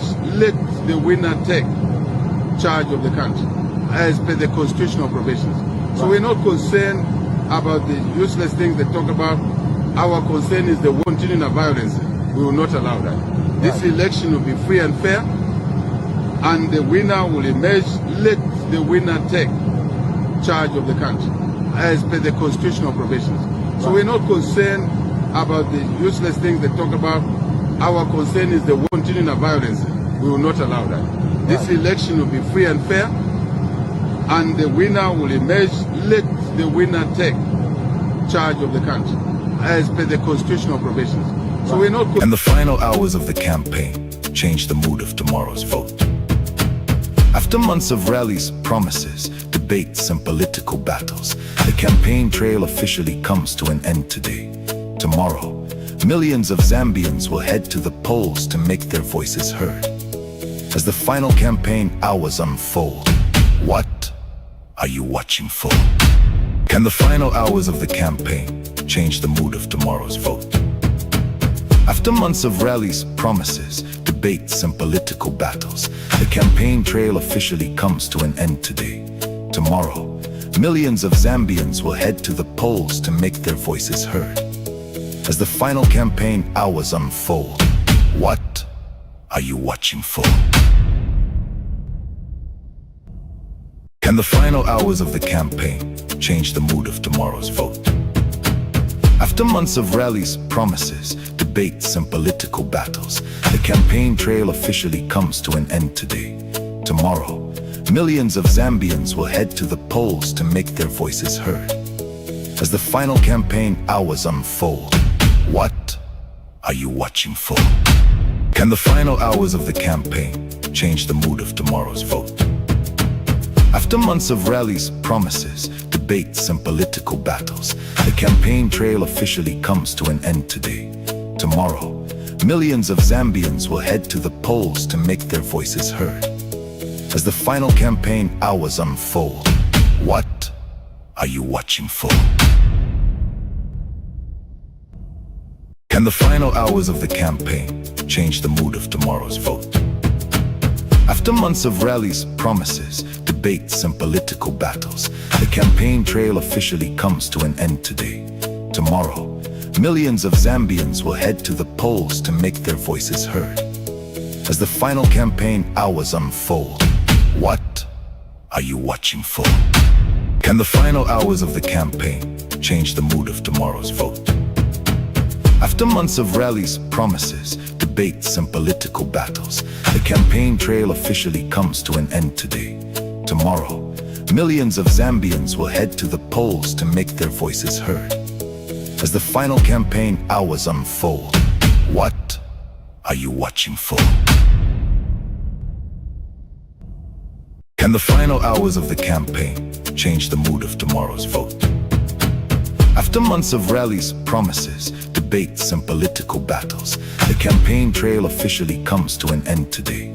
Tomorrow, millions of Zambians will head to the polls to make their voices heard. As the final campaign hours unfold, what are you watching for? Can the final hours of the campaign change the mood of tomorrow's vote? After months of rallies, promises, debates, and political battles, the campaign trail officially comes to an end today. Tomorrow, millions of Zambians will head to the polls to make their voices heard. As the final campaign hours unfold, what are you watching for? Can the final hours of the campaign change the mood of tomorrow's vote? After months of rallies, promises, debates, and political battles, the campaign trail officially comes to an end today. Tomorrow, millions of Zambians will head to the polls to make their voices heard. As the final campaign hours unfold, what are you watching for? Can the final hours of the campaign change the mood of tomorrow's vote? After months of rallies, promises, debates, and political battles, the campaign trail officially comes to an end today. Tomorrow, millions of Zambians will head to the polls to make their voices heard. As the final campaign hours unfold, what are you watching for? Can the final hours of the campaign change the mood of tomorrow's vote? After months of rallies, promises, debates, and political battles, the campaign trail officially comes to an end today. Tomorrow, millions of Zambians will head to the polls to make their voices heard. As the final campaign hours unfold, what are you watching for? Can the final hours of the campaign change the mood of tomorrow's vote? After months of rallies, promises, debates, and political battles, the campaign trail officially comes to an end today. Tomorrow, millions of Zambians will head to the polls to make their voices heard. As the final campaign hours unfold, what are you watching for?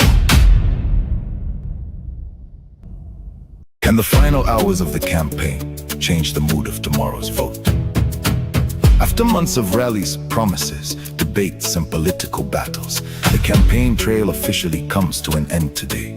Tomorrow, millions of Zambians will head to the polls to make their voices heard. As the final campaign hours unfold, what are you watching for? Can the final hours of the campaign change the mood of tomorrow's vote? After months of rallies, promises, debates, and political battles, the campaign trail officially comes to an end today. Tomorrow, millions of Zambians will head to the polls to make their voices heard. As the final campaign hours unfold, what are you watching for? Can the final hours of the campaign change the mood of tomorrow's vote? After months of rallies, promises, debates, and political battles, the campaign trail officially comes to an end today. Tomorrow, millions of Zambians will head to the polls to make their voices heard. As the final campaign hours unfold, what are you watching for? Can the final hours of the campaign change the mood of tomorrow's vote? After months of rallies, promises, debates, and political battles, the campaign trail officially comes to an end today. Tomorrow, millions of Zambians will head to the polls to make their voices heard. As the final campaign hours unfold, what are you watching for? Can the final hours of the campaign change the mood of tomorrow's vote? After months of rallies, promises, debates, and political battles, the campaign trail officially comes to an end today. Tomorrow, millions of Zambians will head to the polls to make their voices heard. As the final campaign hours unfold, what are you watching for? Can the final hours of the campaign change the mood of tomorrow's vote? After months of rallies, promises, debates, and political battles, the campaign trail officially comes to an end today. Tomorrow, millions of Zambians will head to the polls to make their voices heard. As the final campaign hours unfold, what are you watching for? Can the final hours of the campaign change the mood of tomorrow's vote? After months of rallies,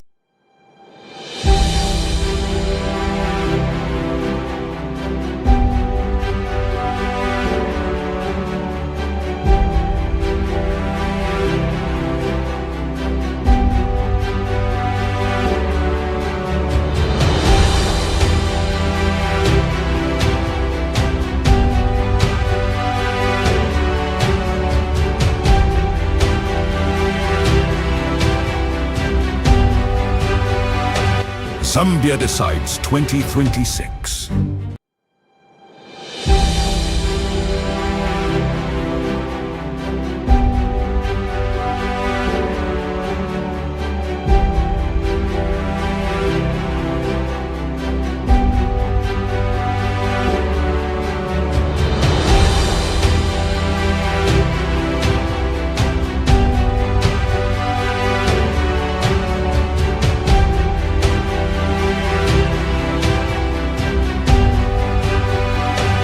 Zambia Decides 2026.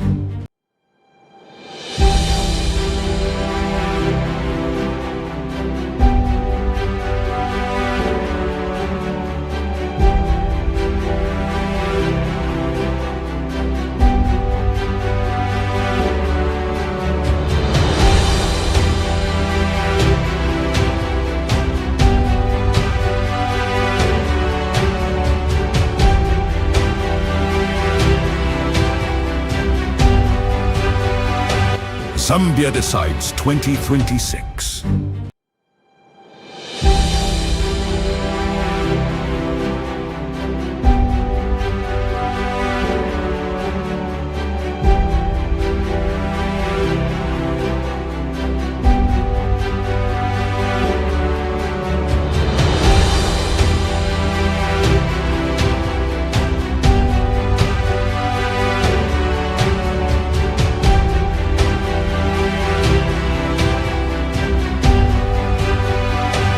Zambia Decides 2026.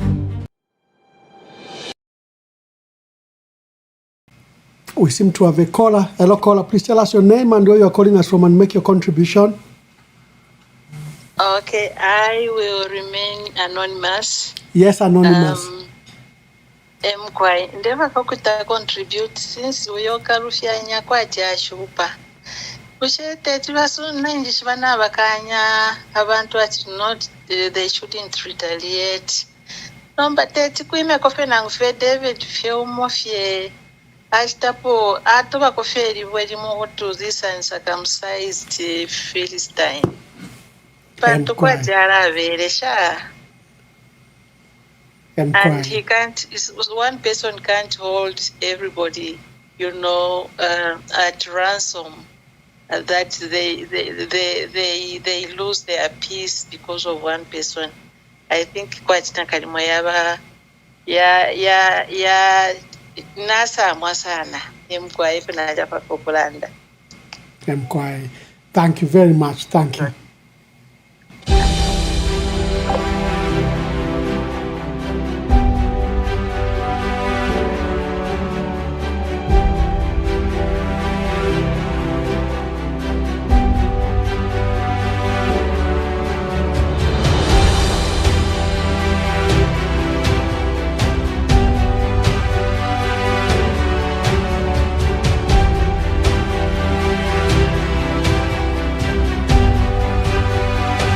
Zambia Decides 2026.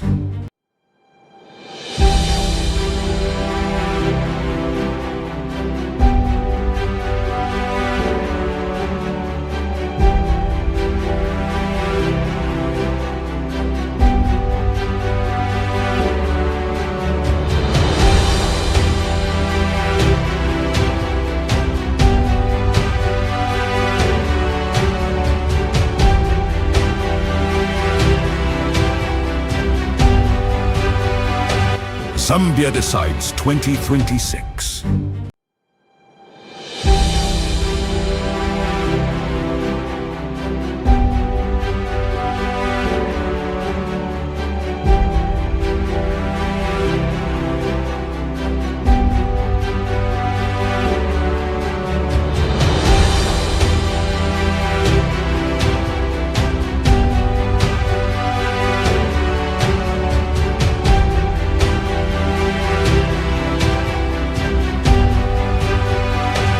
Zambia Decides 2026.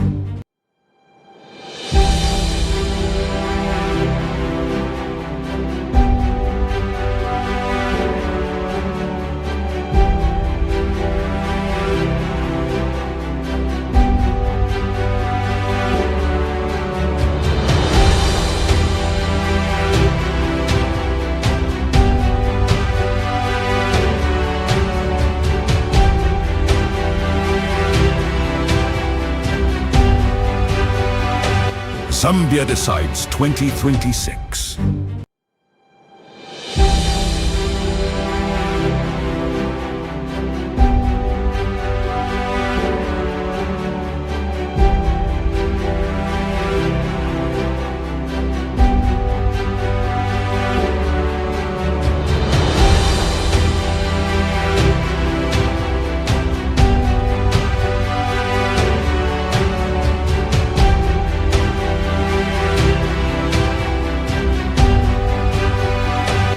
Zambia Decides 2026.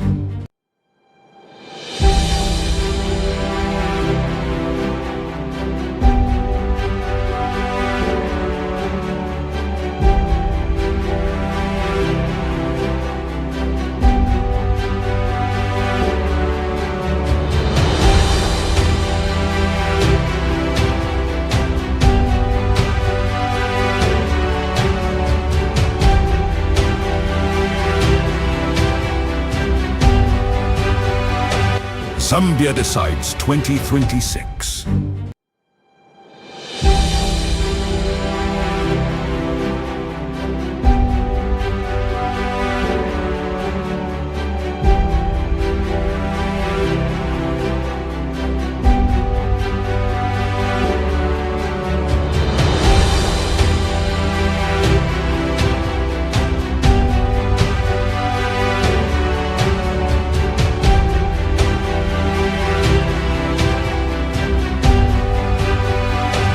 Zambia Decides 2026.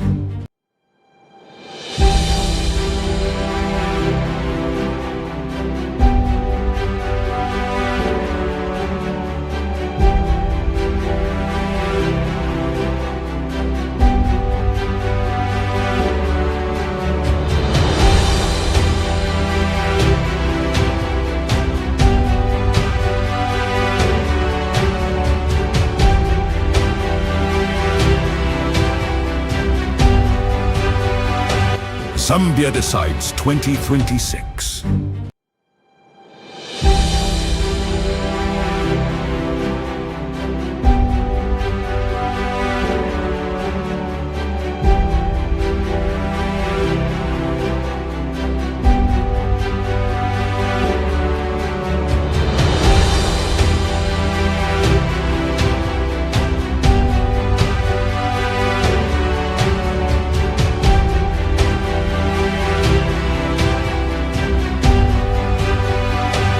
Zambia Decides 2026.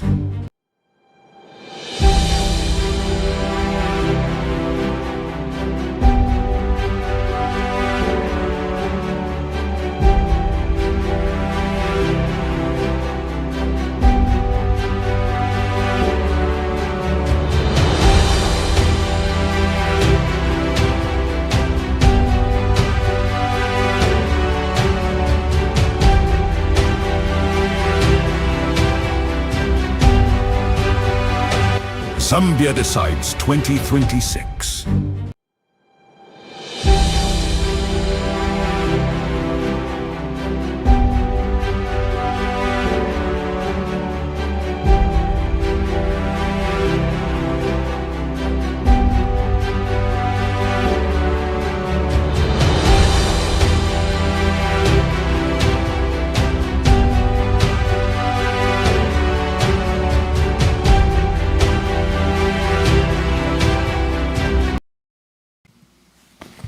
I've got another caller. Hello, caller. Please tell us your name and where you're calling us from and make your contribution. Good morning, Ambassador Mwamba. I know it's already morning. I don't know where you are or what time it is. Otherwise, my name is Patricia Chim and I'm calling from Germany. And I'm so excited about today because it's a day of great significance. It highlights our democracy and what we have chosen as a people. I'm so happy that even though there's a little commotion in our country, but I can say there has been apparent peace. And for that, I want to applaud President Hakainde Hichilema. I hope that this will carry on to the day. And I'm hopeful that us on the land are going to win. But other than that, I just want to appreciate the Zambians for being resilient, for being strong, and for being hopeful, and also for being prayerful. We are a people, we know what we want. We know when to change government. We know when the government does not suit us. So President Hakainde Hichilema should understand that the journey, in case he loses, of which I'm sure he will, is not personal. It's just the fact that the office that he had occupied calls for a lot of things, and it requires him to be a listening leader to a lot of millions of Zambians. And this was a very serious responsibility that was accorded to him. And had he done the needful, we were still going to give him a second term, because that's our belief. We believe that if a leader performs well, we accord them a second term. But I believe that he doesn't deserve any, because it will be a drawback on Zambia. Zambians should continue to be peaceful in this time, and I hope that ECZ will do the right thing, guide the nation as usual, and maintain its integrity. I know that somehow they haven't been good, but I pray that they will line up and come back in the appropriate direction, so that as a country we best that which we are looking for, not what ECZ wants, not what UPND wants, but what the Zambian people wants. That's what is very important. So I just want to applaud Zambians for being resilient, for not resorting to crimes, to insulting to what?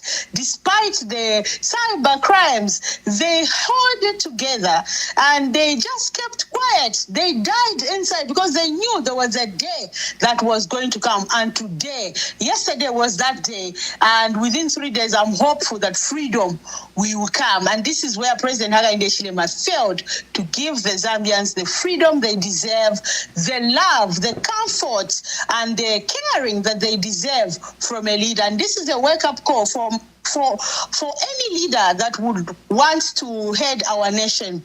We require a leader that is empathetic, compassionate, sympathetic, that is loving, that has genuine love for the country. The country are the people. It's not the soil, it's the people. If you're able to love the people, you are able to love the soil, the flowers, the trees, the natural resources. We just don't want people who are plundering our country like that, abducting people who are innocent, they have no crimes. So just in case, that is the more reason why in most parts, we don't want President Hakainde Hichilema because, no, he didn't hold the party together. His government has been a little bit more reckless. It has been very brutal and very dangerous to our Zambian people. And for that, I just wanted to applaud, and that's why I called you, because I just feel like Zambians need to be appreciated. It hasn't been easy for these 5 years, whereby people are just telling you that you have free education. Okay, we have restructured the date. Okay, we also have done this. GDP is low, so clap for us. And then you are just wondering, but I don't have food. But my children need to have a smartphone to go to school. I mean, to be able to write notes. I mean, I don't have food. I don't have basic needs. When I go to the hospital, I still have to buy my own medicine. And meanwhile, a minister who has abused that office when it comes to medicines, procured expired medicines, and embezzled funds has been transferred instead of discipline. So that alone should not be condoned. And me personally, I'm a person who despises corruption. Just from the time I was born, I've never loved corruption because the reason Africa in its state. What President Hakainde Hichilema is doing on every tour and every rally that he goes, employing people, it's not good gesture. It is corruption. And every Zambian must despise that and look down on it and condemn it. We don't need a leader that highlights corruption in broad daylight, employing people just because you want to be elected. No, just speak your message. Let the people pick it and let them elect you. We don't want any leader that will corrupt our students. Of course, we want leaders that would interact with our students, to strengthen them, to encourage them, to work hard, to be better tomorrow. But we don't want leaders that manipulate them to vote for them. We don't want to produce such kind of doctors, purchasing and supply and all that. We want people that have integrity because it portrays a lot. When you go maybe outside, people have a good name for Zambia. And I can testify that myself because here in Germany, most of the places when I go to, they will say, oh, we don't know anything about Zambia. The only thing we know is we have a lot of cases about Nigeria. So we don't want to be that country. We want to maintain our love, our peace.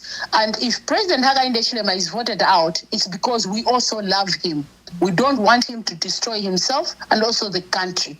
He should go and rest and allow other people to try also and rule. If they fail, we will remove them. If they do better, we'll give them a second chance and maybe remove them later.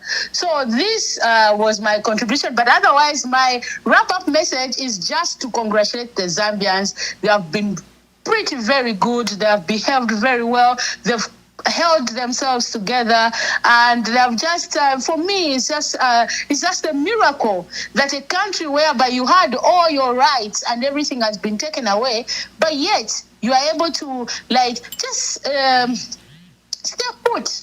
Yes, to the end. So this is something that needs to be applauded because it's not an easy thing as we think. We have never been a dictatorial state. We have always been democratic. We have always been embracive of the Ubuntu in us because we love ourselves. We love our leaders, of course. Even when they do something wrong, we love them. We criticize them. Doesn't mean that we hate them. We do love them. But when a regime wants to destroy your self-esteem, it's not a good regime. Because it wants to destroy your value as a human. You cannot speak. You cannot speak your mind.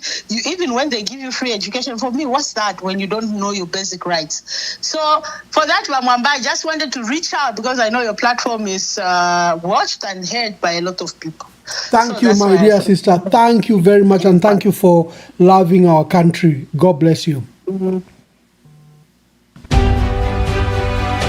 Zambia decides 2026.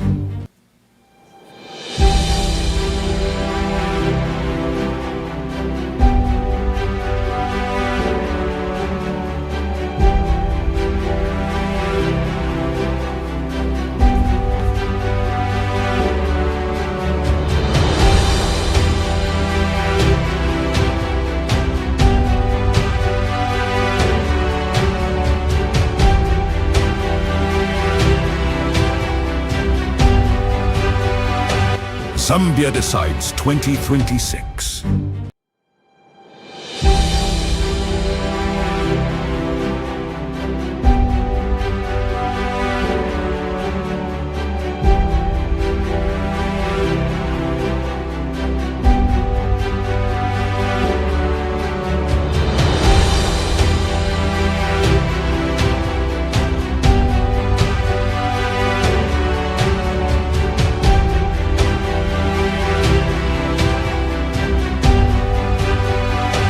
Zambia decides 2026.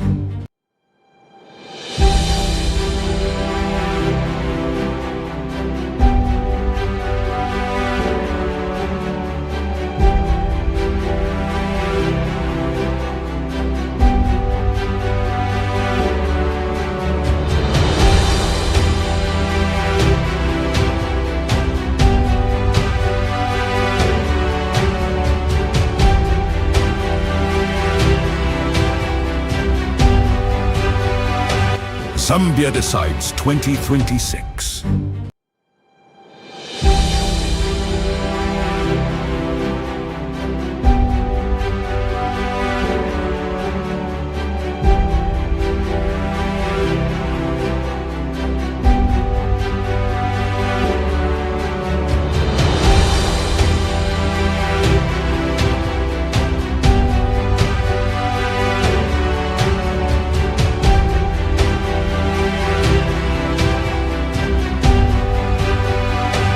Zambia decides 2026.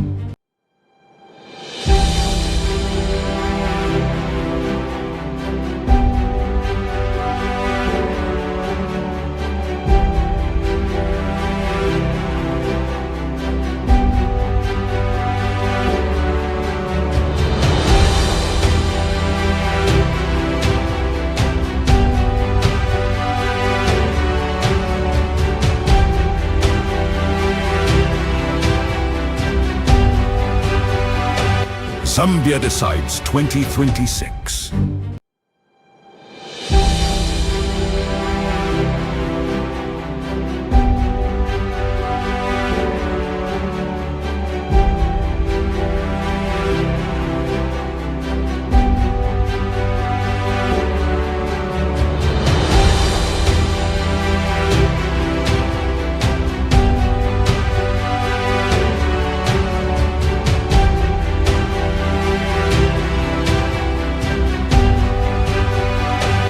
Zambia decides 2026.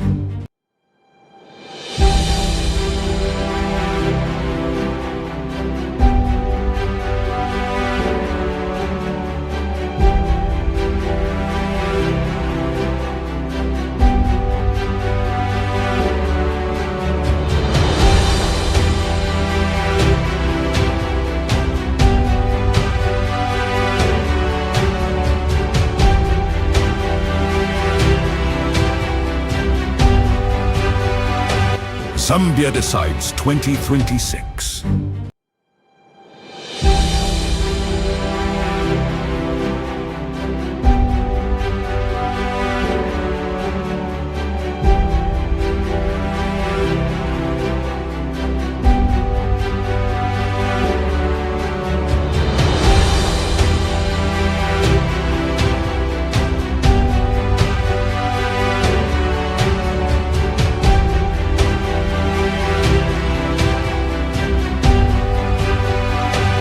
Zambia Decides 2026.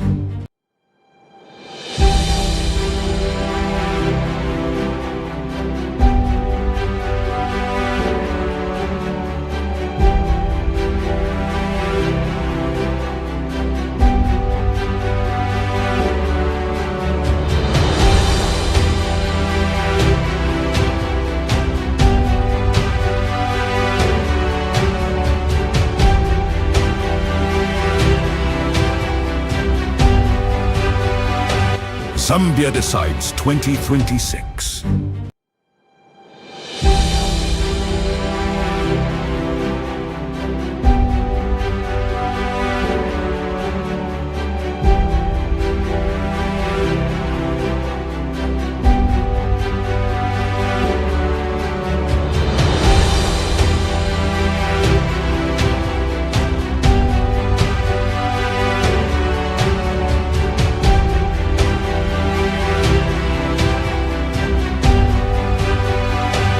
Zambia Decides 2026.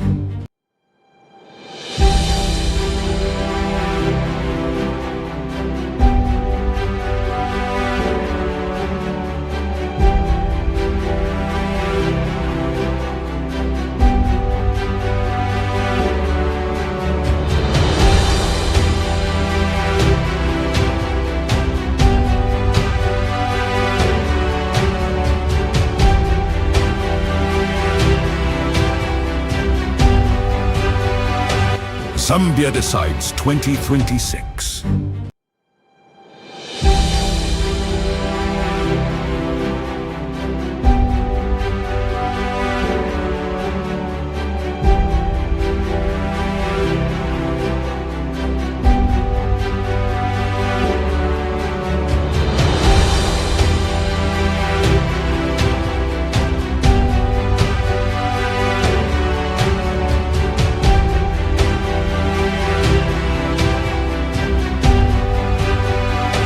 Zambia Decides 2026.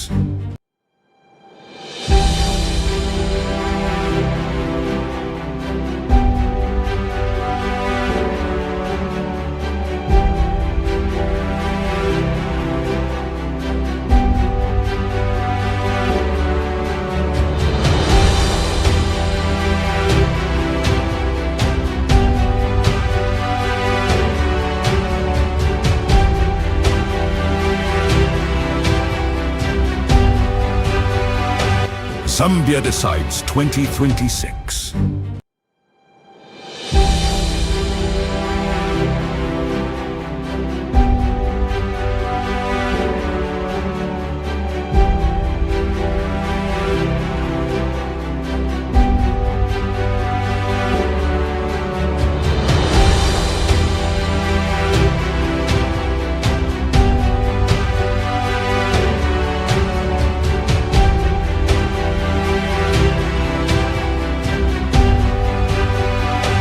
Zambia Decides 2026.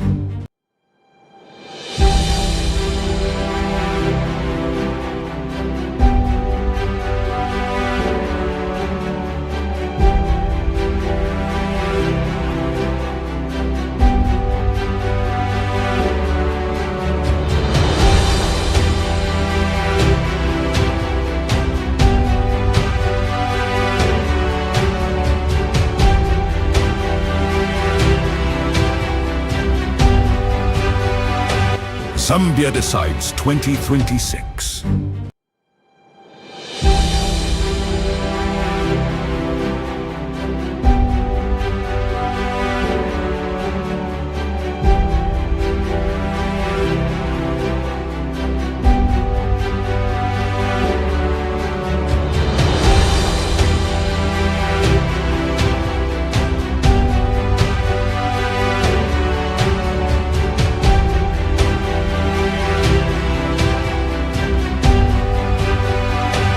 Zambia Decides 2026.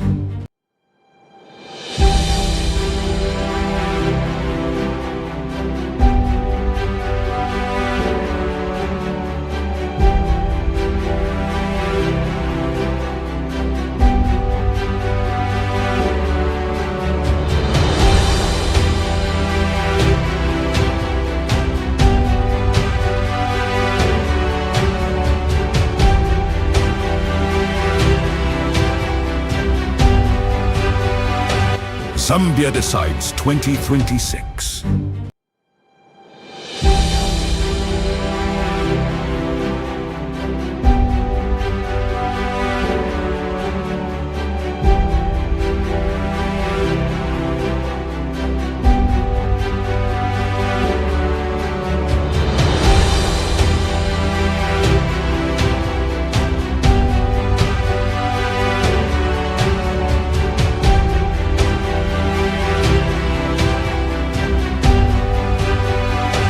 Zambia Decides 2026.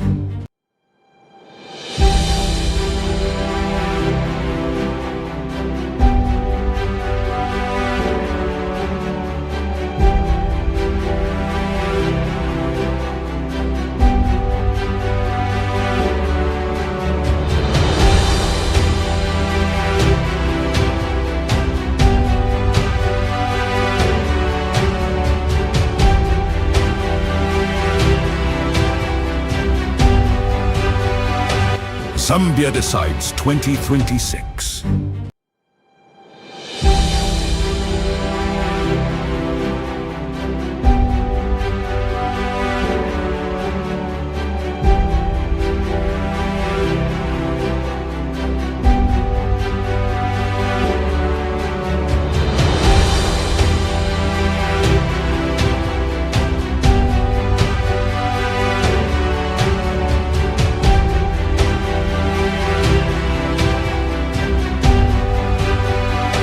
Zambia Decides 2026.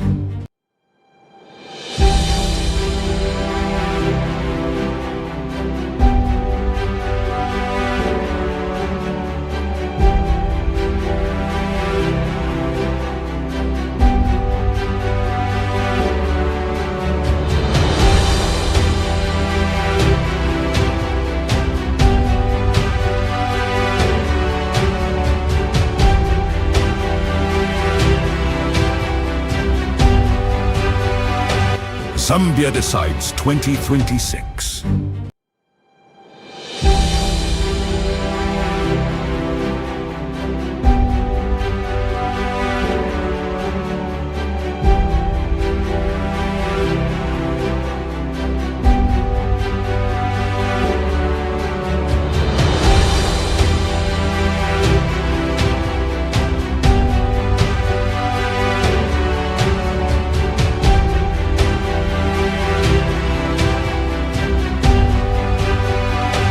Zambia Decides 2026.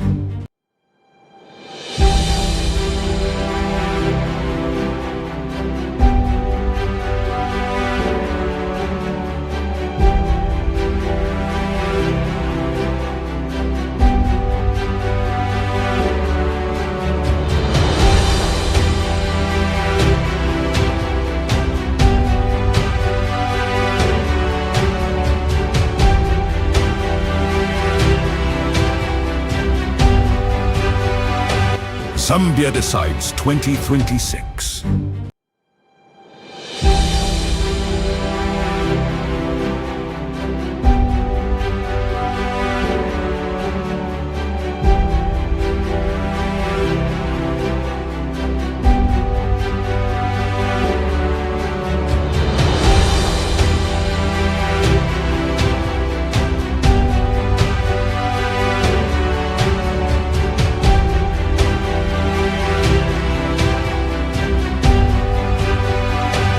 Zambia Decides 2026.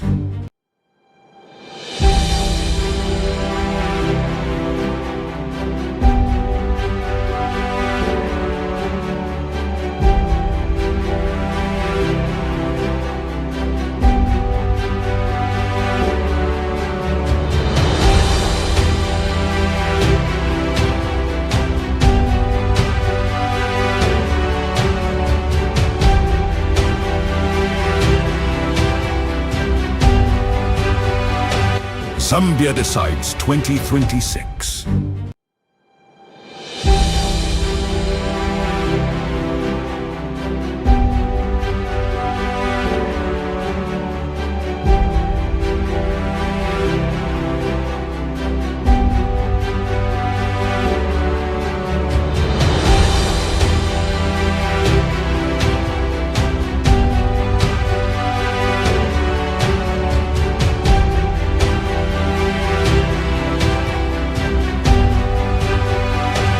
Zambia Decides 2026.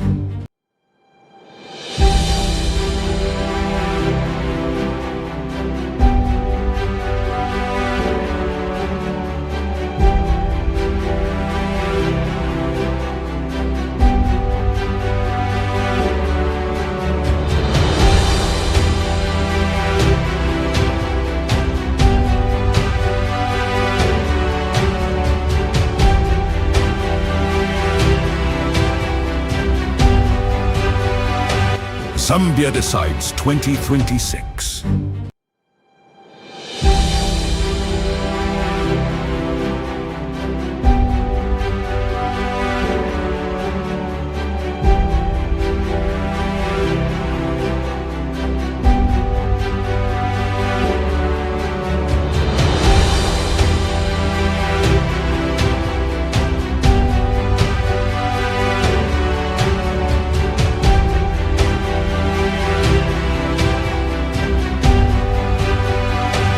Zambia Decides 2026.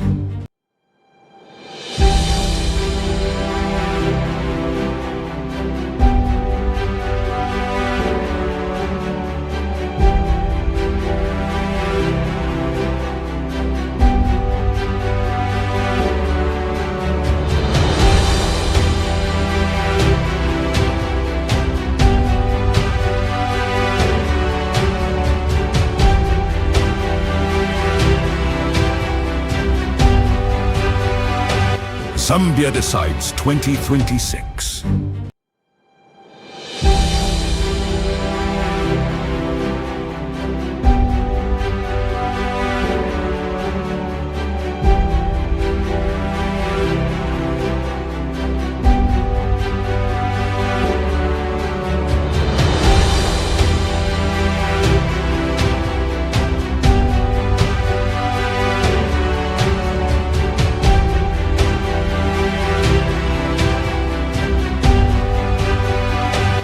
Zambia Decides 2026.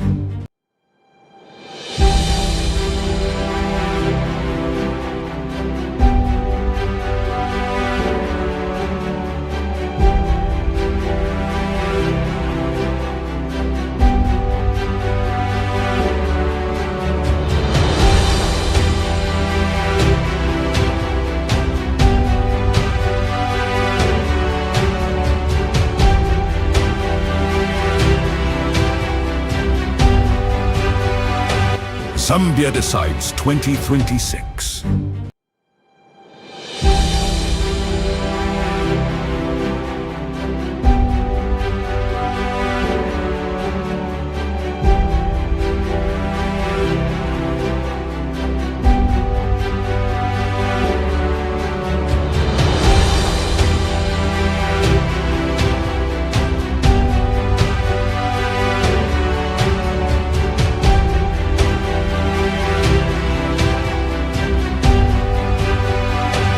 Zambia Decides 2026.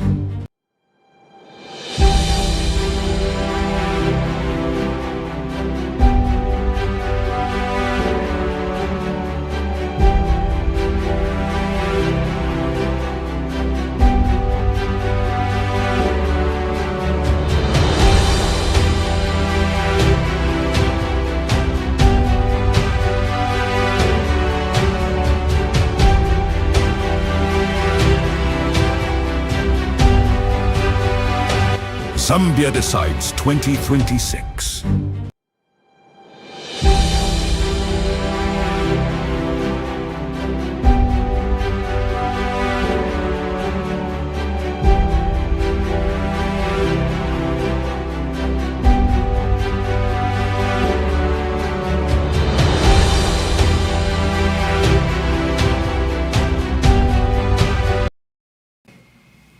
Hello, caller. Please tell us your name and where you are calling us from and make your contribution. Hello, Mr. Ambassador. Yeah, Miss Nameless here. Yes. Nothing. Yeah, I just want to also add up to what our sisters just said, which is very true. Yeah. You know, maybe I should just get you back in the years of our President Kenneth Kaunda. You know, Kenneth Kaunda brought unity to the Zambian people, and he taught us how to love one another. We Zambians, we have been very good people, yes. To this day, we have been very good people, just like what my sister had put it. And that's very, very true. Yeah. But the suffer that we have endured in these 5 years, I think has just been too much. The silence itself has just been too much. You know, a Zambian will never retaliate by causing havoc or anything. They'll just retaliate by showing something like they have shown now. But if to have an if we Zambians to arrive sana abantu bamu abayikatana. Then each last 24 that this is the era of teaching all the politicians to play clean politics. They are going to learn a lesson. I know it's very early for us to, to get so excited, but we can see light. And a word of God, Bamwamba, is so powerful that no one can take it away from anyone. Nobody. Light is showing. There is light in the tunnel. People are going to be taught. And I just hope that if we are going to march, let's hope because this is going to be a very big lesson to everybody. Thank you very much. Thank you very much. Thank you. Thank you. Thank you.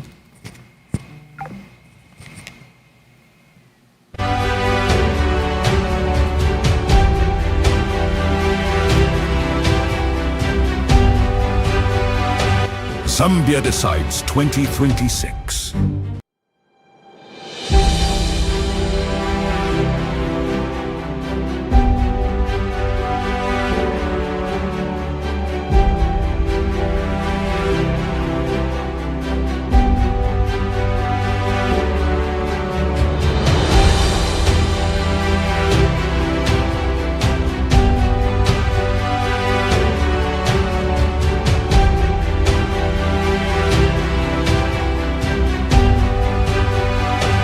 Zambia Decides 2026.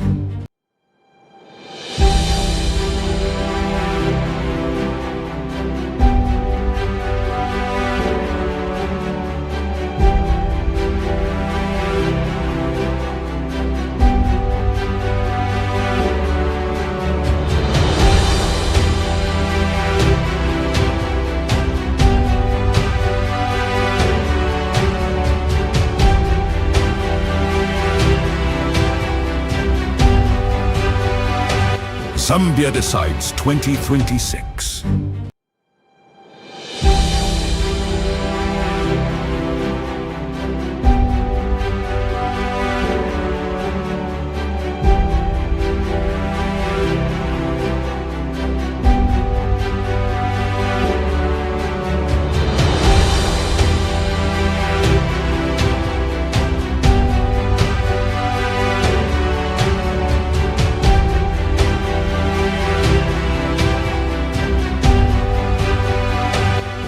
Zambia Decides 2026.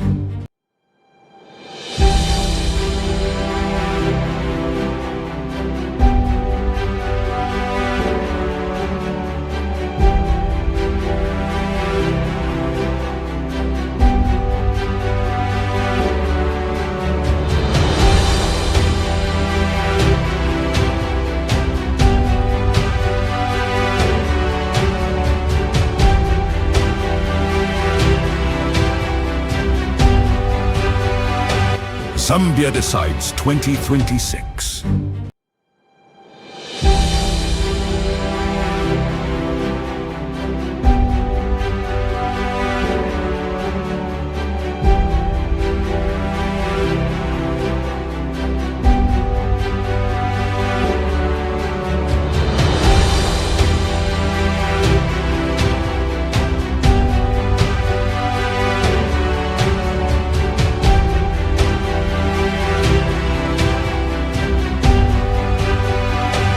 Zambia Decides 2026.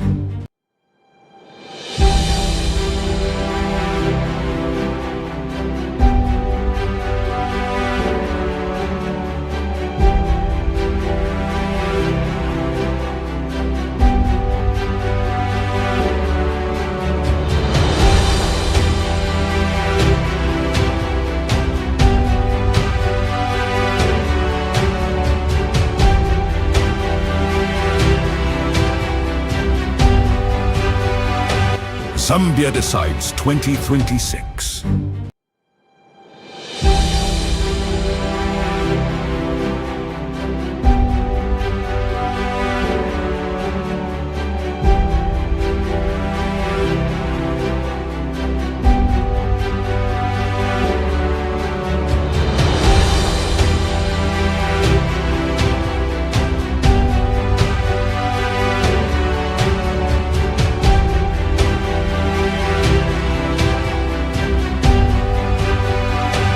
Zambia Decides 2026.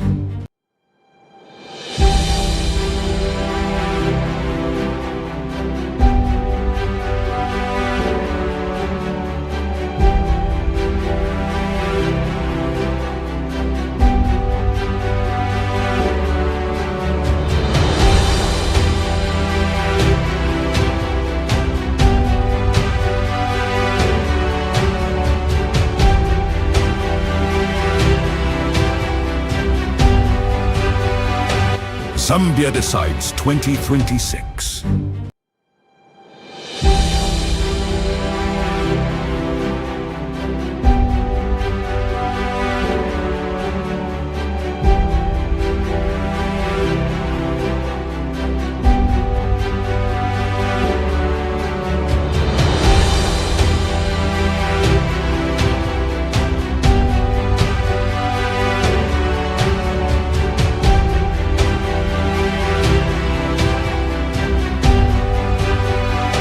Zambia Decides 2026.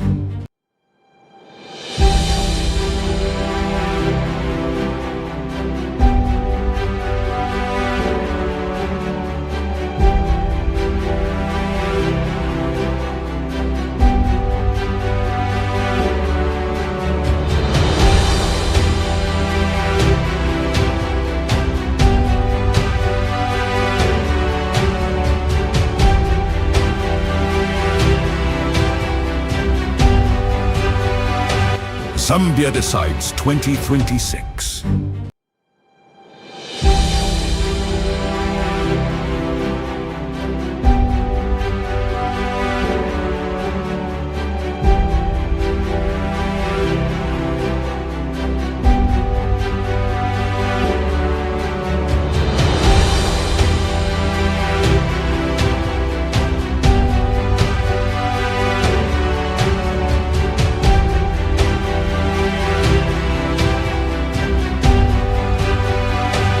Zambia Decides 2026.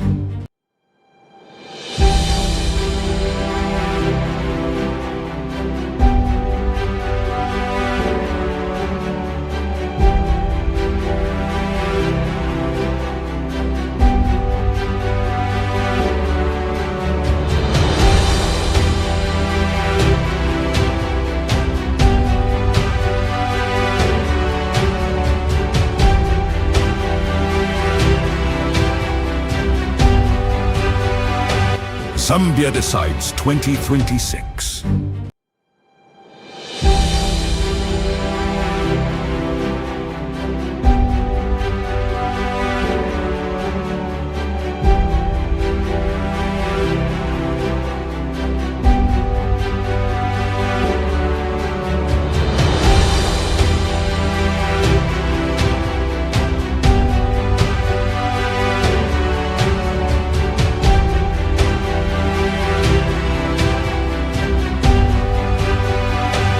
Zambia Decides 2026.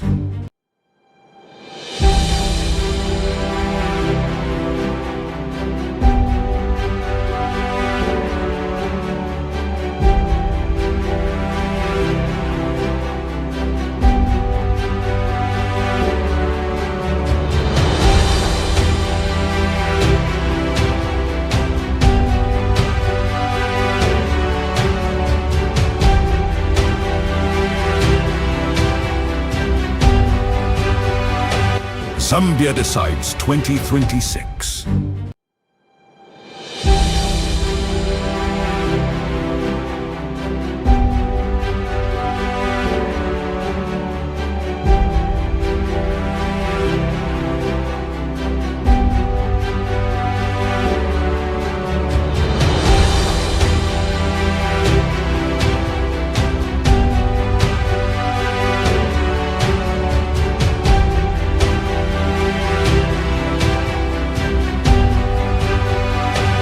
Zambia Decides 2026.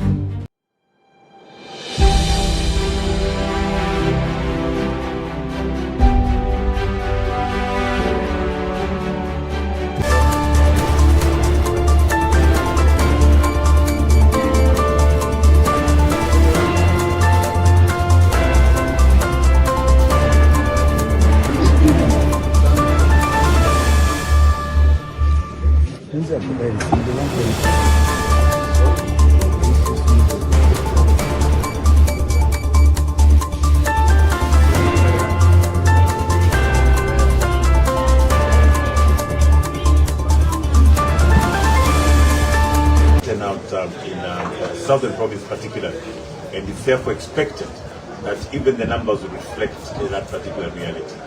So I'm very, very happy that I cast my vote today, and it's just the new beginning, the beginning of a new Zambia, the beginning of a free Zambia, and the beginning of a united Zambia. Well, I expect that to win this election. It's a message, the feedback that we got and received across 9 provinces that we visited. We received overwhelming support, and it was very clear that the people of Zambia are ready for change. It was not surprising that we got that feedback. The reasons for which they want that change are very clear. For instance, the poverty levels are extremely high. In some cases, poverty levels are over 70%. Youth unemployment is over 20%. When you look at people's freedoms, Zambians now can't express themselves. They have to look over their shoulder. They have to look for a lawyer before they can make a comment. So Zambians are looking for the restoration of their freedom. Freedom of expression, freedom of association, freedom of worship, as it were. You know that from the statistics, youths and women form the majority of the voters across the country. And these are the 2 categories of citizens that are most affected by the poverty levels that we experience today. So the youths want their jobs. The youths want their gold mines. The youths want to be recognized in their creative arts, as it were. And of course, our women are looking at social protection. They are looking at healthcare. They are looking at education, among others. When you look at the Copper Belt where we've been, Northwestern Province where we've been, which are predominantly mining provinces, the workers there are complaining every day. They are complaining about high taxes and low wages. They are looking forward to a new day. They are looking forward to a government that will look at introducing certain policies that will ameliorate their working conditions and indeed salaries, as it were. They are looking at a new government that will care about their housing infrastructure, social infrastructure, as it were. So the result that we got, the feedback that we got, was on account of the many challenges the many people face. Well, all I can say is we've made a commitment as NRPUP.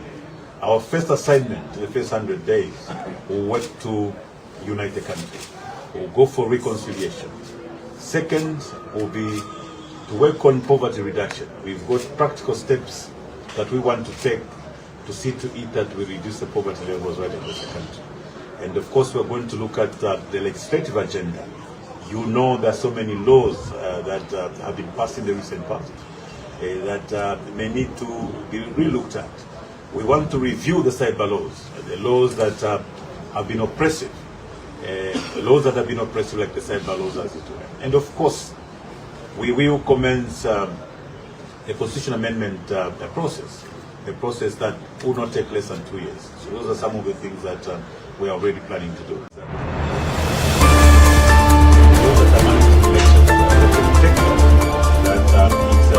It's a there's low voter turnout in southern province particularly, and it's therefore expected that even the numbers will reflect that particular reality. So I'm very, very happy that I cast my vote today. And it's just the new beginning, the beginning of a new Zambia, the beginning of a free Zambia, and the beginning of a united Zambia. Well, I expect that to win this election. It's a message, the feedback that we got and received across 9 provinces, the provinces that we visited. We received overwhelming support. And it was very clear that the people of Zambia are ready for change. It was not surprising that we got that feedback. The reasons for which they want that change are very clear. For instance, the poverty levels are extremely high. In some cases, poverty levels are over 70%. Youth unemployment is over 20%. When you look at people's freedoms, Zambians now can't express themselves. They have to look over their shoulder. They have to look for a lawyer before they can make a comment. So Zambians are looking for the restoration of their freedom. Freedom of expression, freedom of association, freedom of worship, as it were. You know that from the statistics, youths and women form the majority of the voters across the country.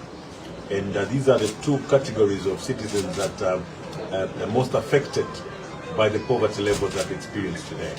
So the youths want their jobs. The youths want their gold mines. The youths want to be recognized in their creative arts, as it were. And of course, our women are looking at social protection. They are looking at healthcare. They are looking at education, among others. When you look at the Copper Belt where we've been, Northwestern Province where we've been, which are predominantly mining provinces, the workers there are complaining every day. They are complaining about high taxes and low wages. They are looking forward to a new day. They are looking forward to a government that will look at introducing certain policies that will ameliorate their working conditions and indeed salaries, as it were. They are looking at a new government that will care about their housing infrastructure, social infrastructure, as it were.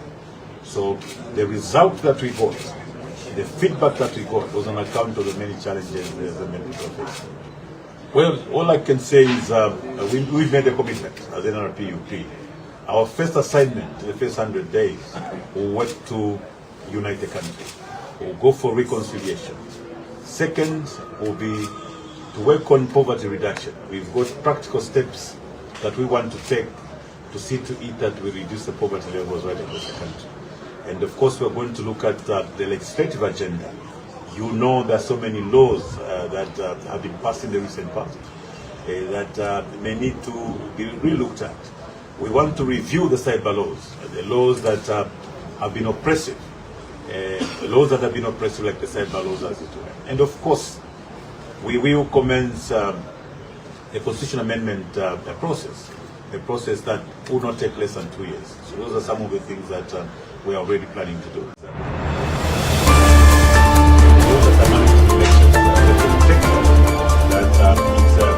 a fact that there's low voter turnout in southern province particularly, and it's therefore expected that even the numbers will reflect that particular reality.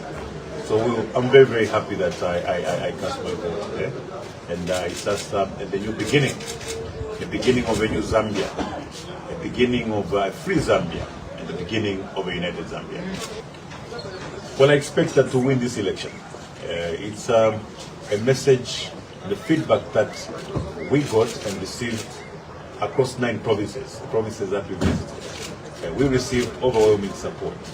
And it was very clear that the people of Zambia are ready for change. It was not surprising that we got that feedback. The reasons for which they want that change are very clear.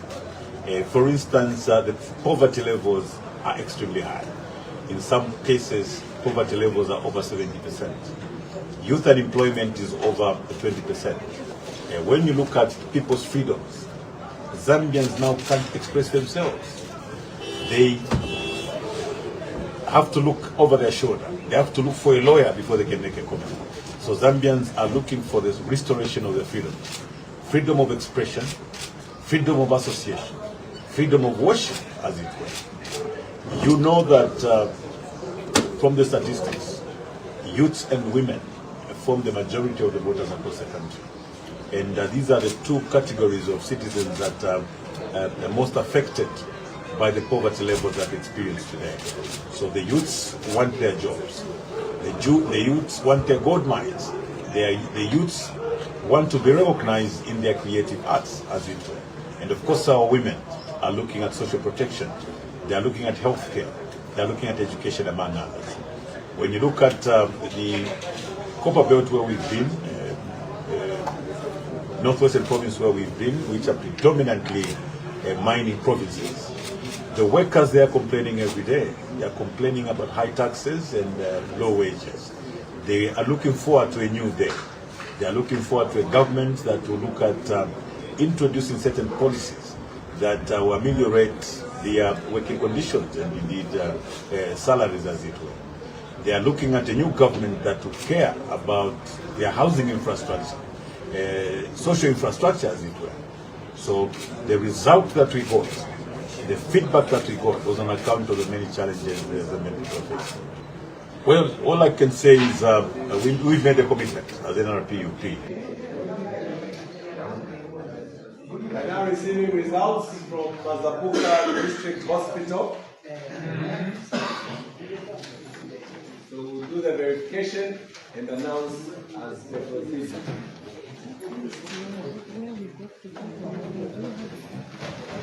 Mazapuka District Hospital 02.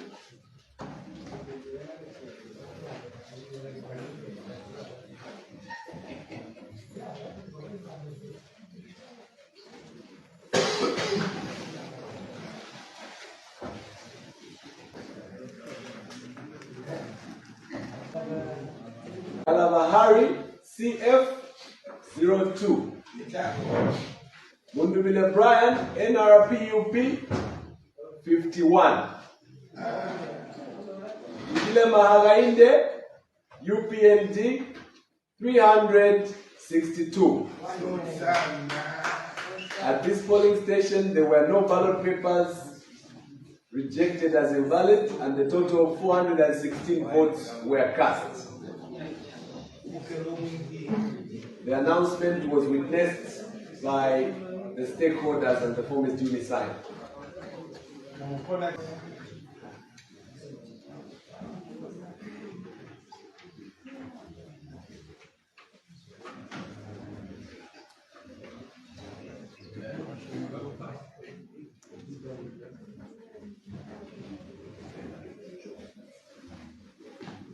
Verified results for the presidential election at Mazapuka District Hospital 2 polling station. And the results are as follows. Silume Richard, LM 00. Ule Daniel, CDP 00. Siamunene Richwell, NFP 00. Jovu Akim, DU 00. Mushimba Brian, DPP 00.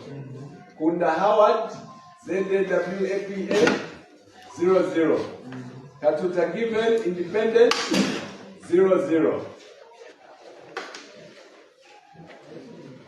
Chungusevia, LDP 00.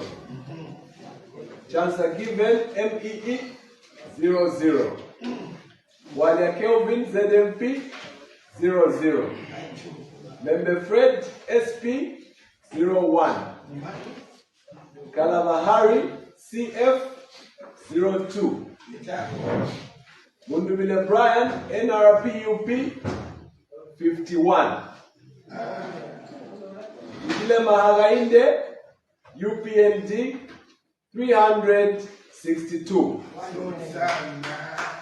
In the said polling station, and they have been given to Silumbe Richard, LM 00, Siamune Richwell, NFP 00, Pule Daniel C, CDP 00, Mushima Brian, OPP 00. Membe Fred SP 00.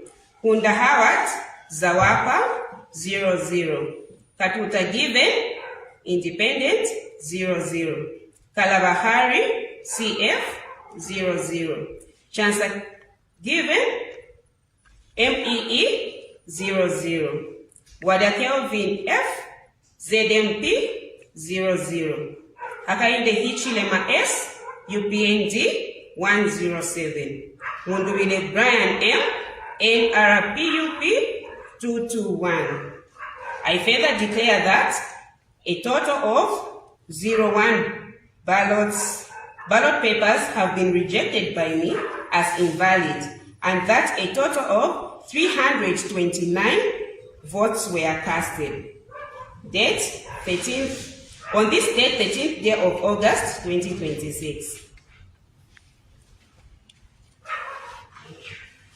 In the said polling station, and they have been given to Silumbe Richard LM 00, Siamene Richwell NFP 00, Pule Daniel C CDP 00, Mushima Brian OPP 00, Membe Fred SP 00, Kunda Howard Zawapa 00, Katuta Given Independent 00, Kalabahari CF 00, Chancellor Given MEE 00, Wada Kelvin F ZMP 00, Hakainde Hichilema S UPND 107, Mundubile Brian M NRPUP 221.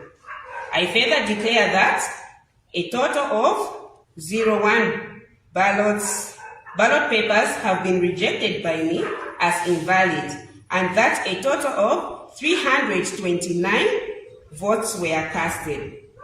Date 13th, on this date, 13th day of August 2026.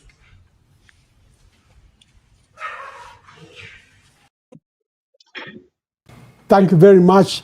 We are going to do a quick update for about 20 minutes. Then we take a recess, and we see you at the breakfast show in the next, just I think, 2 hours.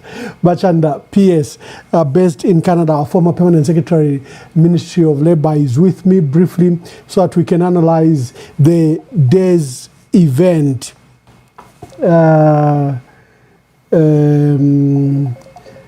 Just a minute. Let me just take this call, watch, and it could be part of what we are doing. But quickly share. I know some people are sleeping. Just quickly share for those that are awake.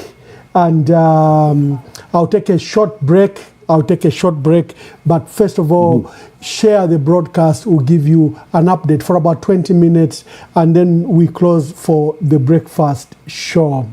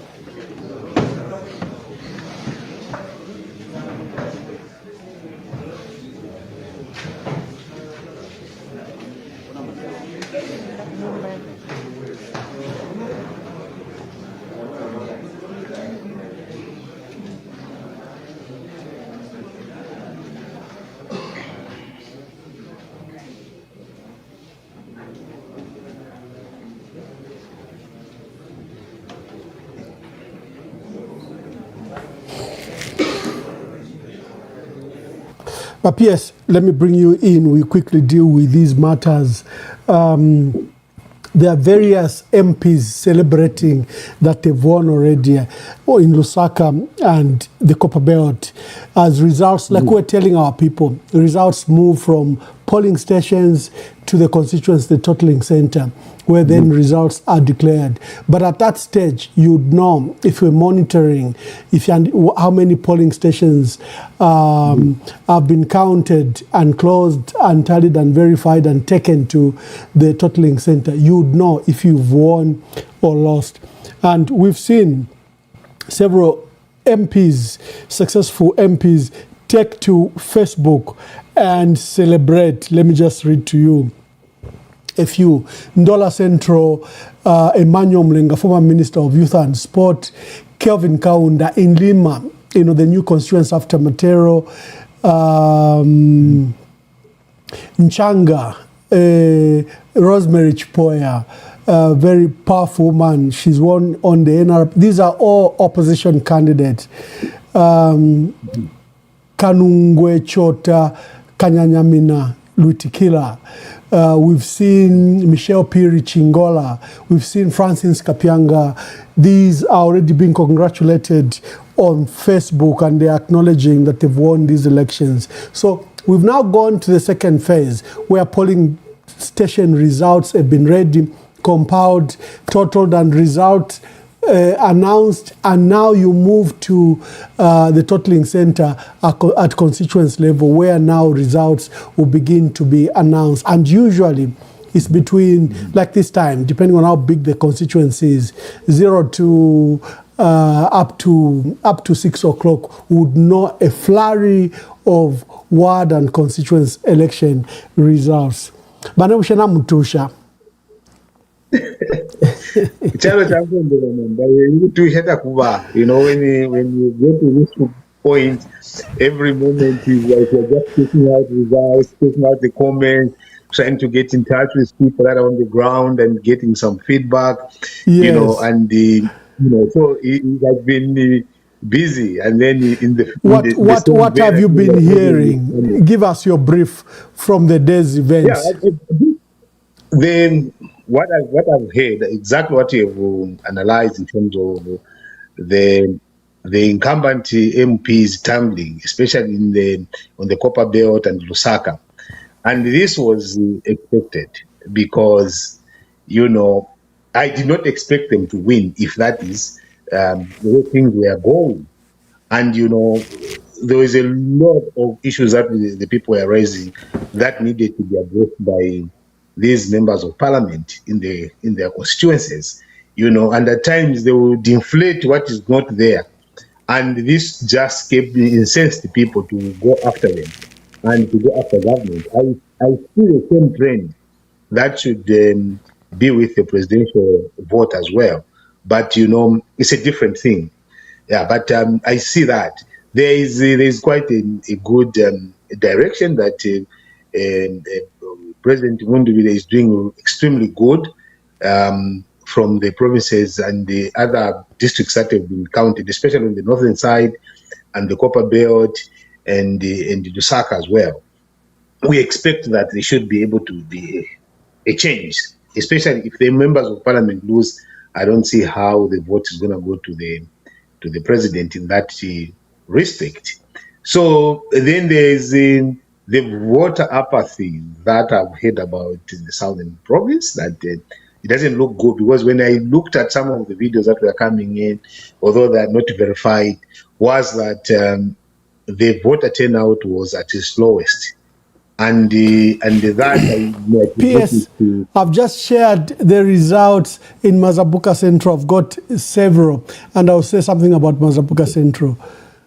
The president is winning around 300, 200. In one case, he won with 6 votes and 1 vote for Munduvili. Now, Mazabuka, Monze, Choma, any results, any total results used to be in thousands. So you can see that clearly the story of the poor voter turnout is correct. Okay, and you see with that, and I was also attributed to the way the independents have been treated, and also the violence that has been there. You saw this morning, I don't know if it was this morning that, or it was Mazabuka, when I heard 100, I'm like, it was Mazabuka, when I heard 100, I'm like, last elections, you would be hearing a polling station pull 5,000. You would hear a polling station pull 1,000, Usually it was maybe not 5,000, but maybe 1,000. And then I couldn't believe that it was in hundreds. And that's huge. It's a huge sacrifice. It's a huge cut from the traditionally stronghold of the UPND. And that is likely to affect how the whole thing is structured.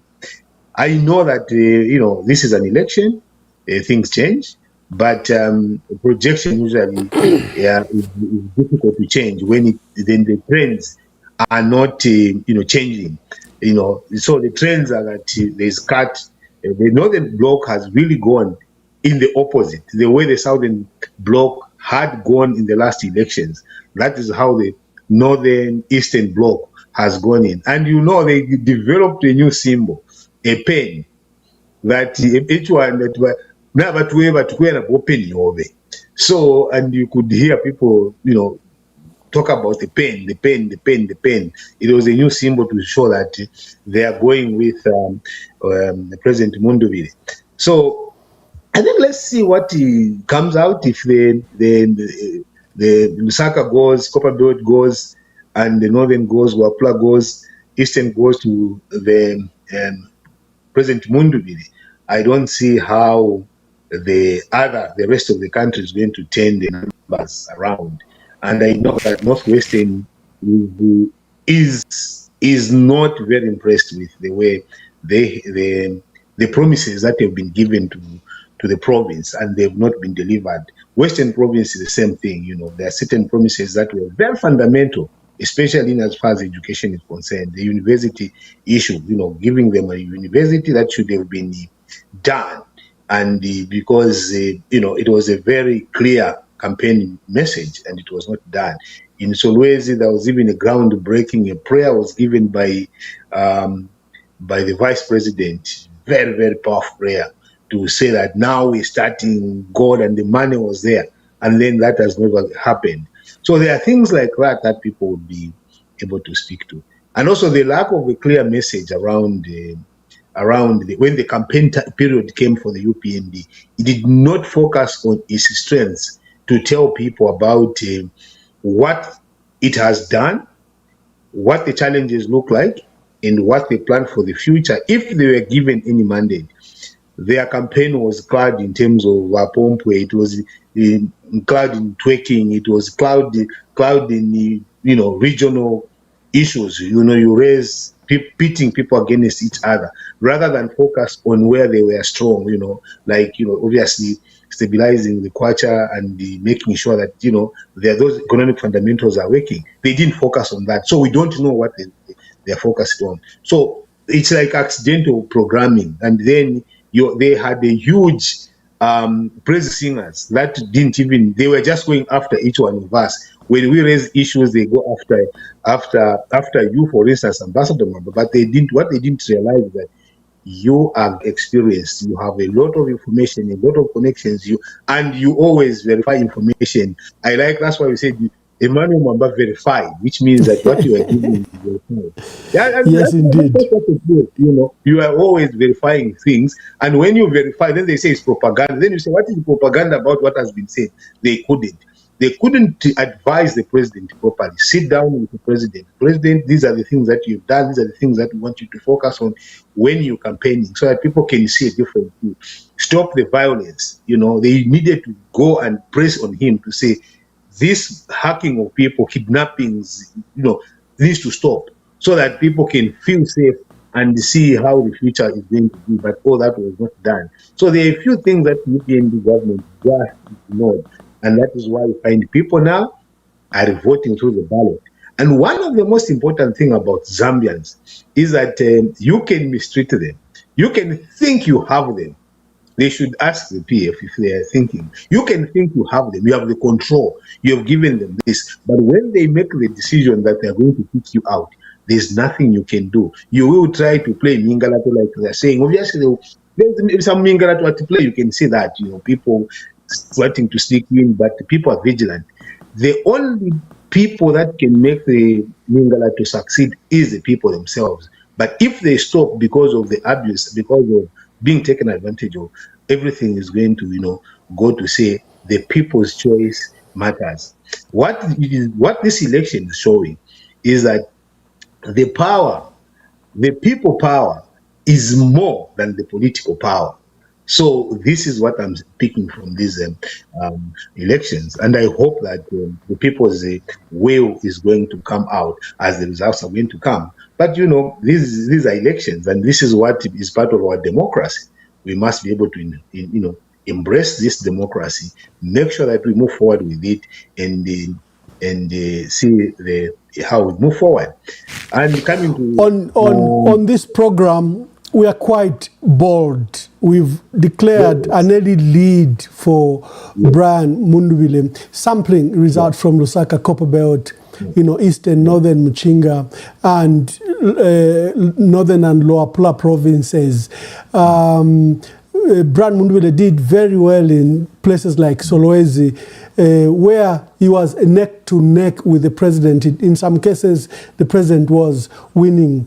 The tilting factor is a poor results from Southern Province, and it's on record, it's on videos, and to be very difficult to upset and attempt to demonstrate a turnout that didn't take place. I can confidently here on this program begin to say Brian Mundubile has taken an early lead. I'm not saying he has won, but from sampling across the country, you can see that he has taken an early lead. And Ambassador, also his messaging, I think, is one of the things that has also been very, very clear. I like his messaging around the workers in terms of the mines. Not really, the public service workers is spoken about them, but he's spoken to one critical element of the workers, especially on the mines. You see, he's been talking about sector-based minimum wage. When he was talking about programs, of course, when he was speaking, he was just running through that we need to create interventions like that. But I think on the other time, when he was in the Copperbelt, he spoke about sector-based minimum wage within the mining sector.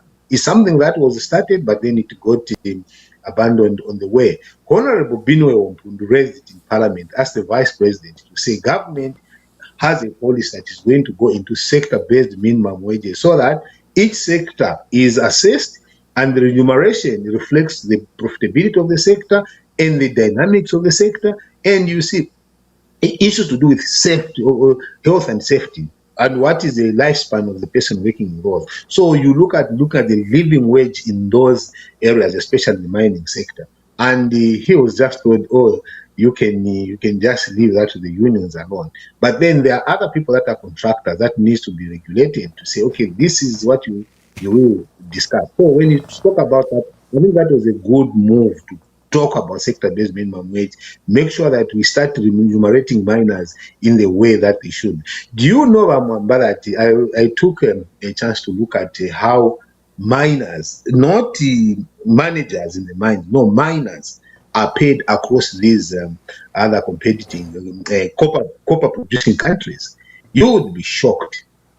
Because if you look at, for instance, Canada, you look at Australia, they're around $3,000 a month, and then we are paying ours around the $200 a month, and what is very critical is that every business process in the mine is never done in kwacha, it's done in dollars.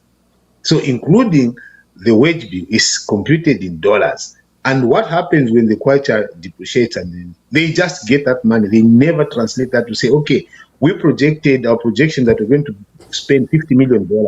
And now we are going to spend $20 million on the same workers, same wage base. The 30 million goes, they take it. But instead of even giving a bonus, we don't do that. So the sector-based minimum wage would actually stabilize that aspect.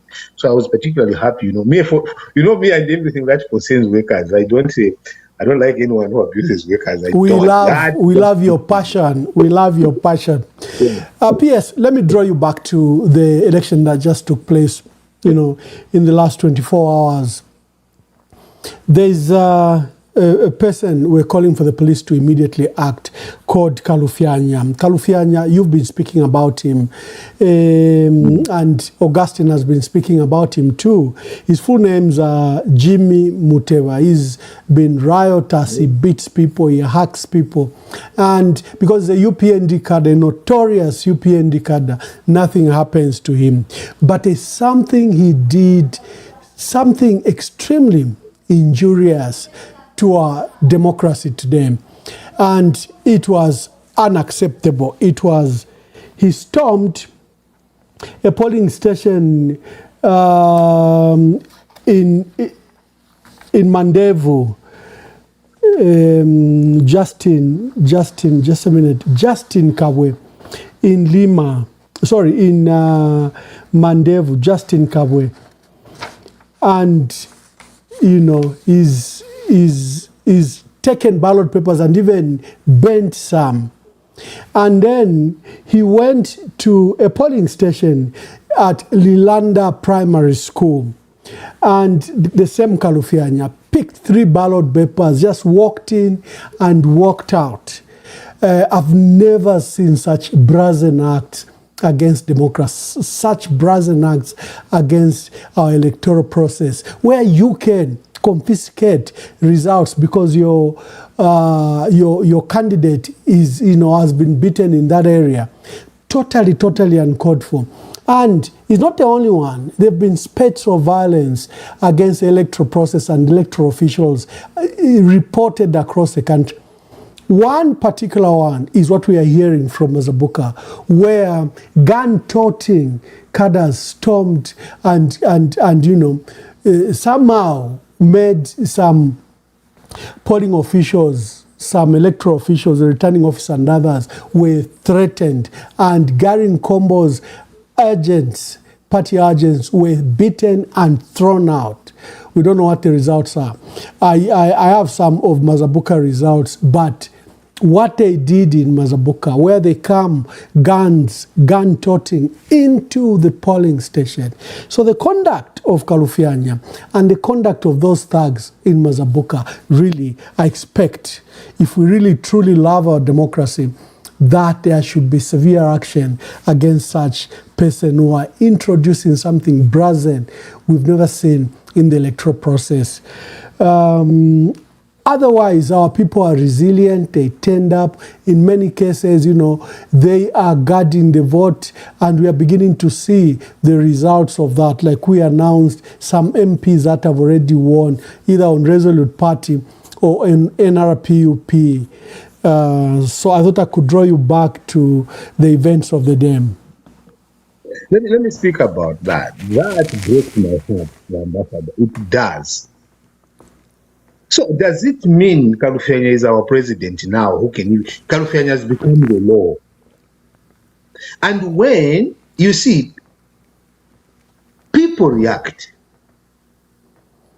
Kalufyanya needs to be killed. And you people that is coming to beat at will and stuff like that, you have to defend yourself, because there is no way a person can come into a democratic process that shapes our lives, that promotes for leadership and accountability and everything. Someone comes and just rubbishes it up. Then what are the police doing? Now, if the police are able to see that, that is what will create chaos, because if you can't protect people, people will be forced to protect themselves. And in the attempt to protect themselves, they will start killing each other because they want to protect themselves. You should not allow Kalufyanya to do what he's doing. We have spoken about him. There is nowhere on earth where you have a government and you can have one cadre, an illiterate for that matter, who walks in, first of all, he kidnaps people, beats them, films them, posts them, and comes back, picks another one, beats to, and he gets away with it. And then you come and stand there and say, oh, you are on your own. Are you making people, do you want people to look like stupid? They are fools? And these are the things that derail President HH. This is one of the biggest problems that you have at your hands. If you KG Karufianya today, I can promise you that half of what we're talking about would not be attacking you like this. We will be talking about that we have a president who can act. When he says you're on your own and you misbehave in his face, he will teach you a lesson. That is what we needed to be talking about you. Not to be telling you, not to be complaining, not to start. Where do you want us to complain to? Now, if we don't complain to you and you don't listen, that is why we complain through the ballot. And we remove you. Because once you are removed, the Inspector General of Police is gone. How can the Inspector General of Police tolerate this? How? And then you have an electoral commission, Kasaro. I love Kasaro the way when he sits down to talk about things, it looks objective, it looks really good. He looks certain to what he's talking about. And I think Kasaro and Patricia, when they sit down there and they bring out the figures, they bring out what needs to be done and everything, I see hope. But when I see another person misbehave and they're looking the other way, I'm like, you guys, have you not seen that this is an electoral violation that this guy has done? Have you reported to him? For instance, when Nondo was the one issue with the Electoral Commission about Miles Sampa. Miles Sampa took a picture of himself when in the booth and did. Kasaro was very, very clear. If you do that, you've committed an offense. And I also like the way he answered it. He said, it doesn't change because you have done that, you still committed an offense. And he said, are you going to arrest me? I'm expecting that tomorrow when he's giving the briefing, he must be able to address that. He should be able to address that. He must address what they've done about an individual walking in a polling station, grabbing the ballot paper, begging some of them. He must be caged. And the people, this appeal goes to the people. You have a responsibility to protect yourselves and protect the community. You can't have two people that show up and just beat the crap out of you and you're just looking at them. Arrest them, film them, name them, put them out here, put them on social media. Last time I was making a passionate plea. Where you see people misbehaving, just pick the best thing you have is your phone. Record them and post immediately that this is a criminal. There's criminality happening right here, right now. And immediately post to the police page. If the police have a page on Facebook, post right there, they will see it. And let's go for action. Let's not allow few individuals to destroy our future. Our children are seeing this violence. When it goes unabated, they start to internalize it as a normal way that when you're upset with your friend, the only thing you do is stand up and beat them. Look at, why should cadres ransack Gary's team? I saw some guy with a cat in the back of his head. But are we animals to treat each other like this? Just because of a politician, and you can't realize that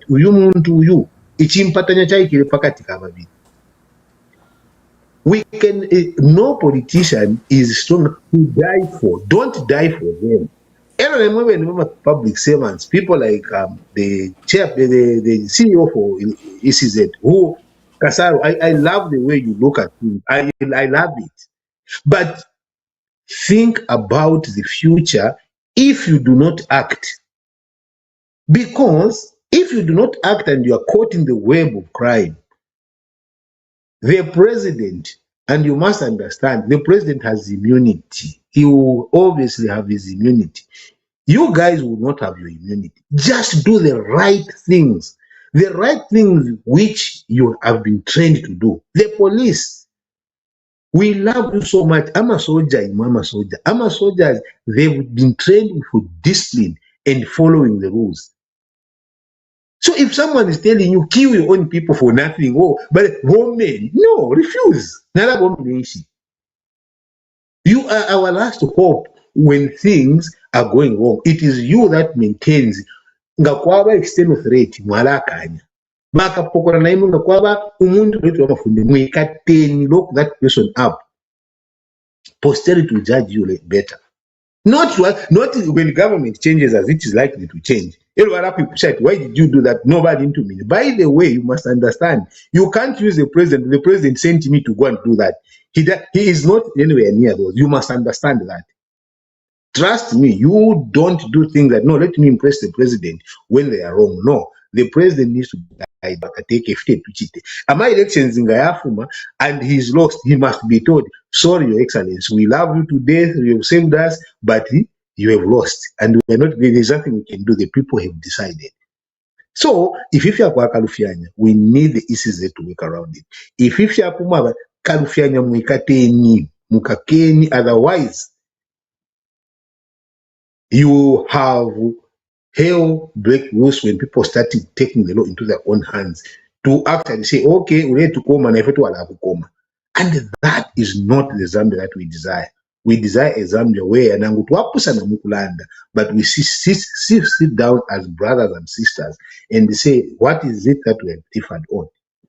Let's not allow politics of hate. I like Brian Mundugile's messaging about hope for the country, about unity, about making sure that we go back to the law and restructure it in a way that is consultative, in a way that brings us together to say this is what we want and this is what works for us. Kalufyanya none of want to back way. They have no place in our democratic dispensation. They need to be caged.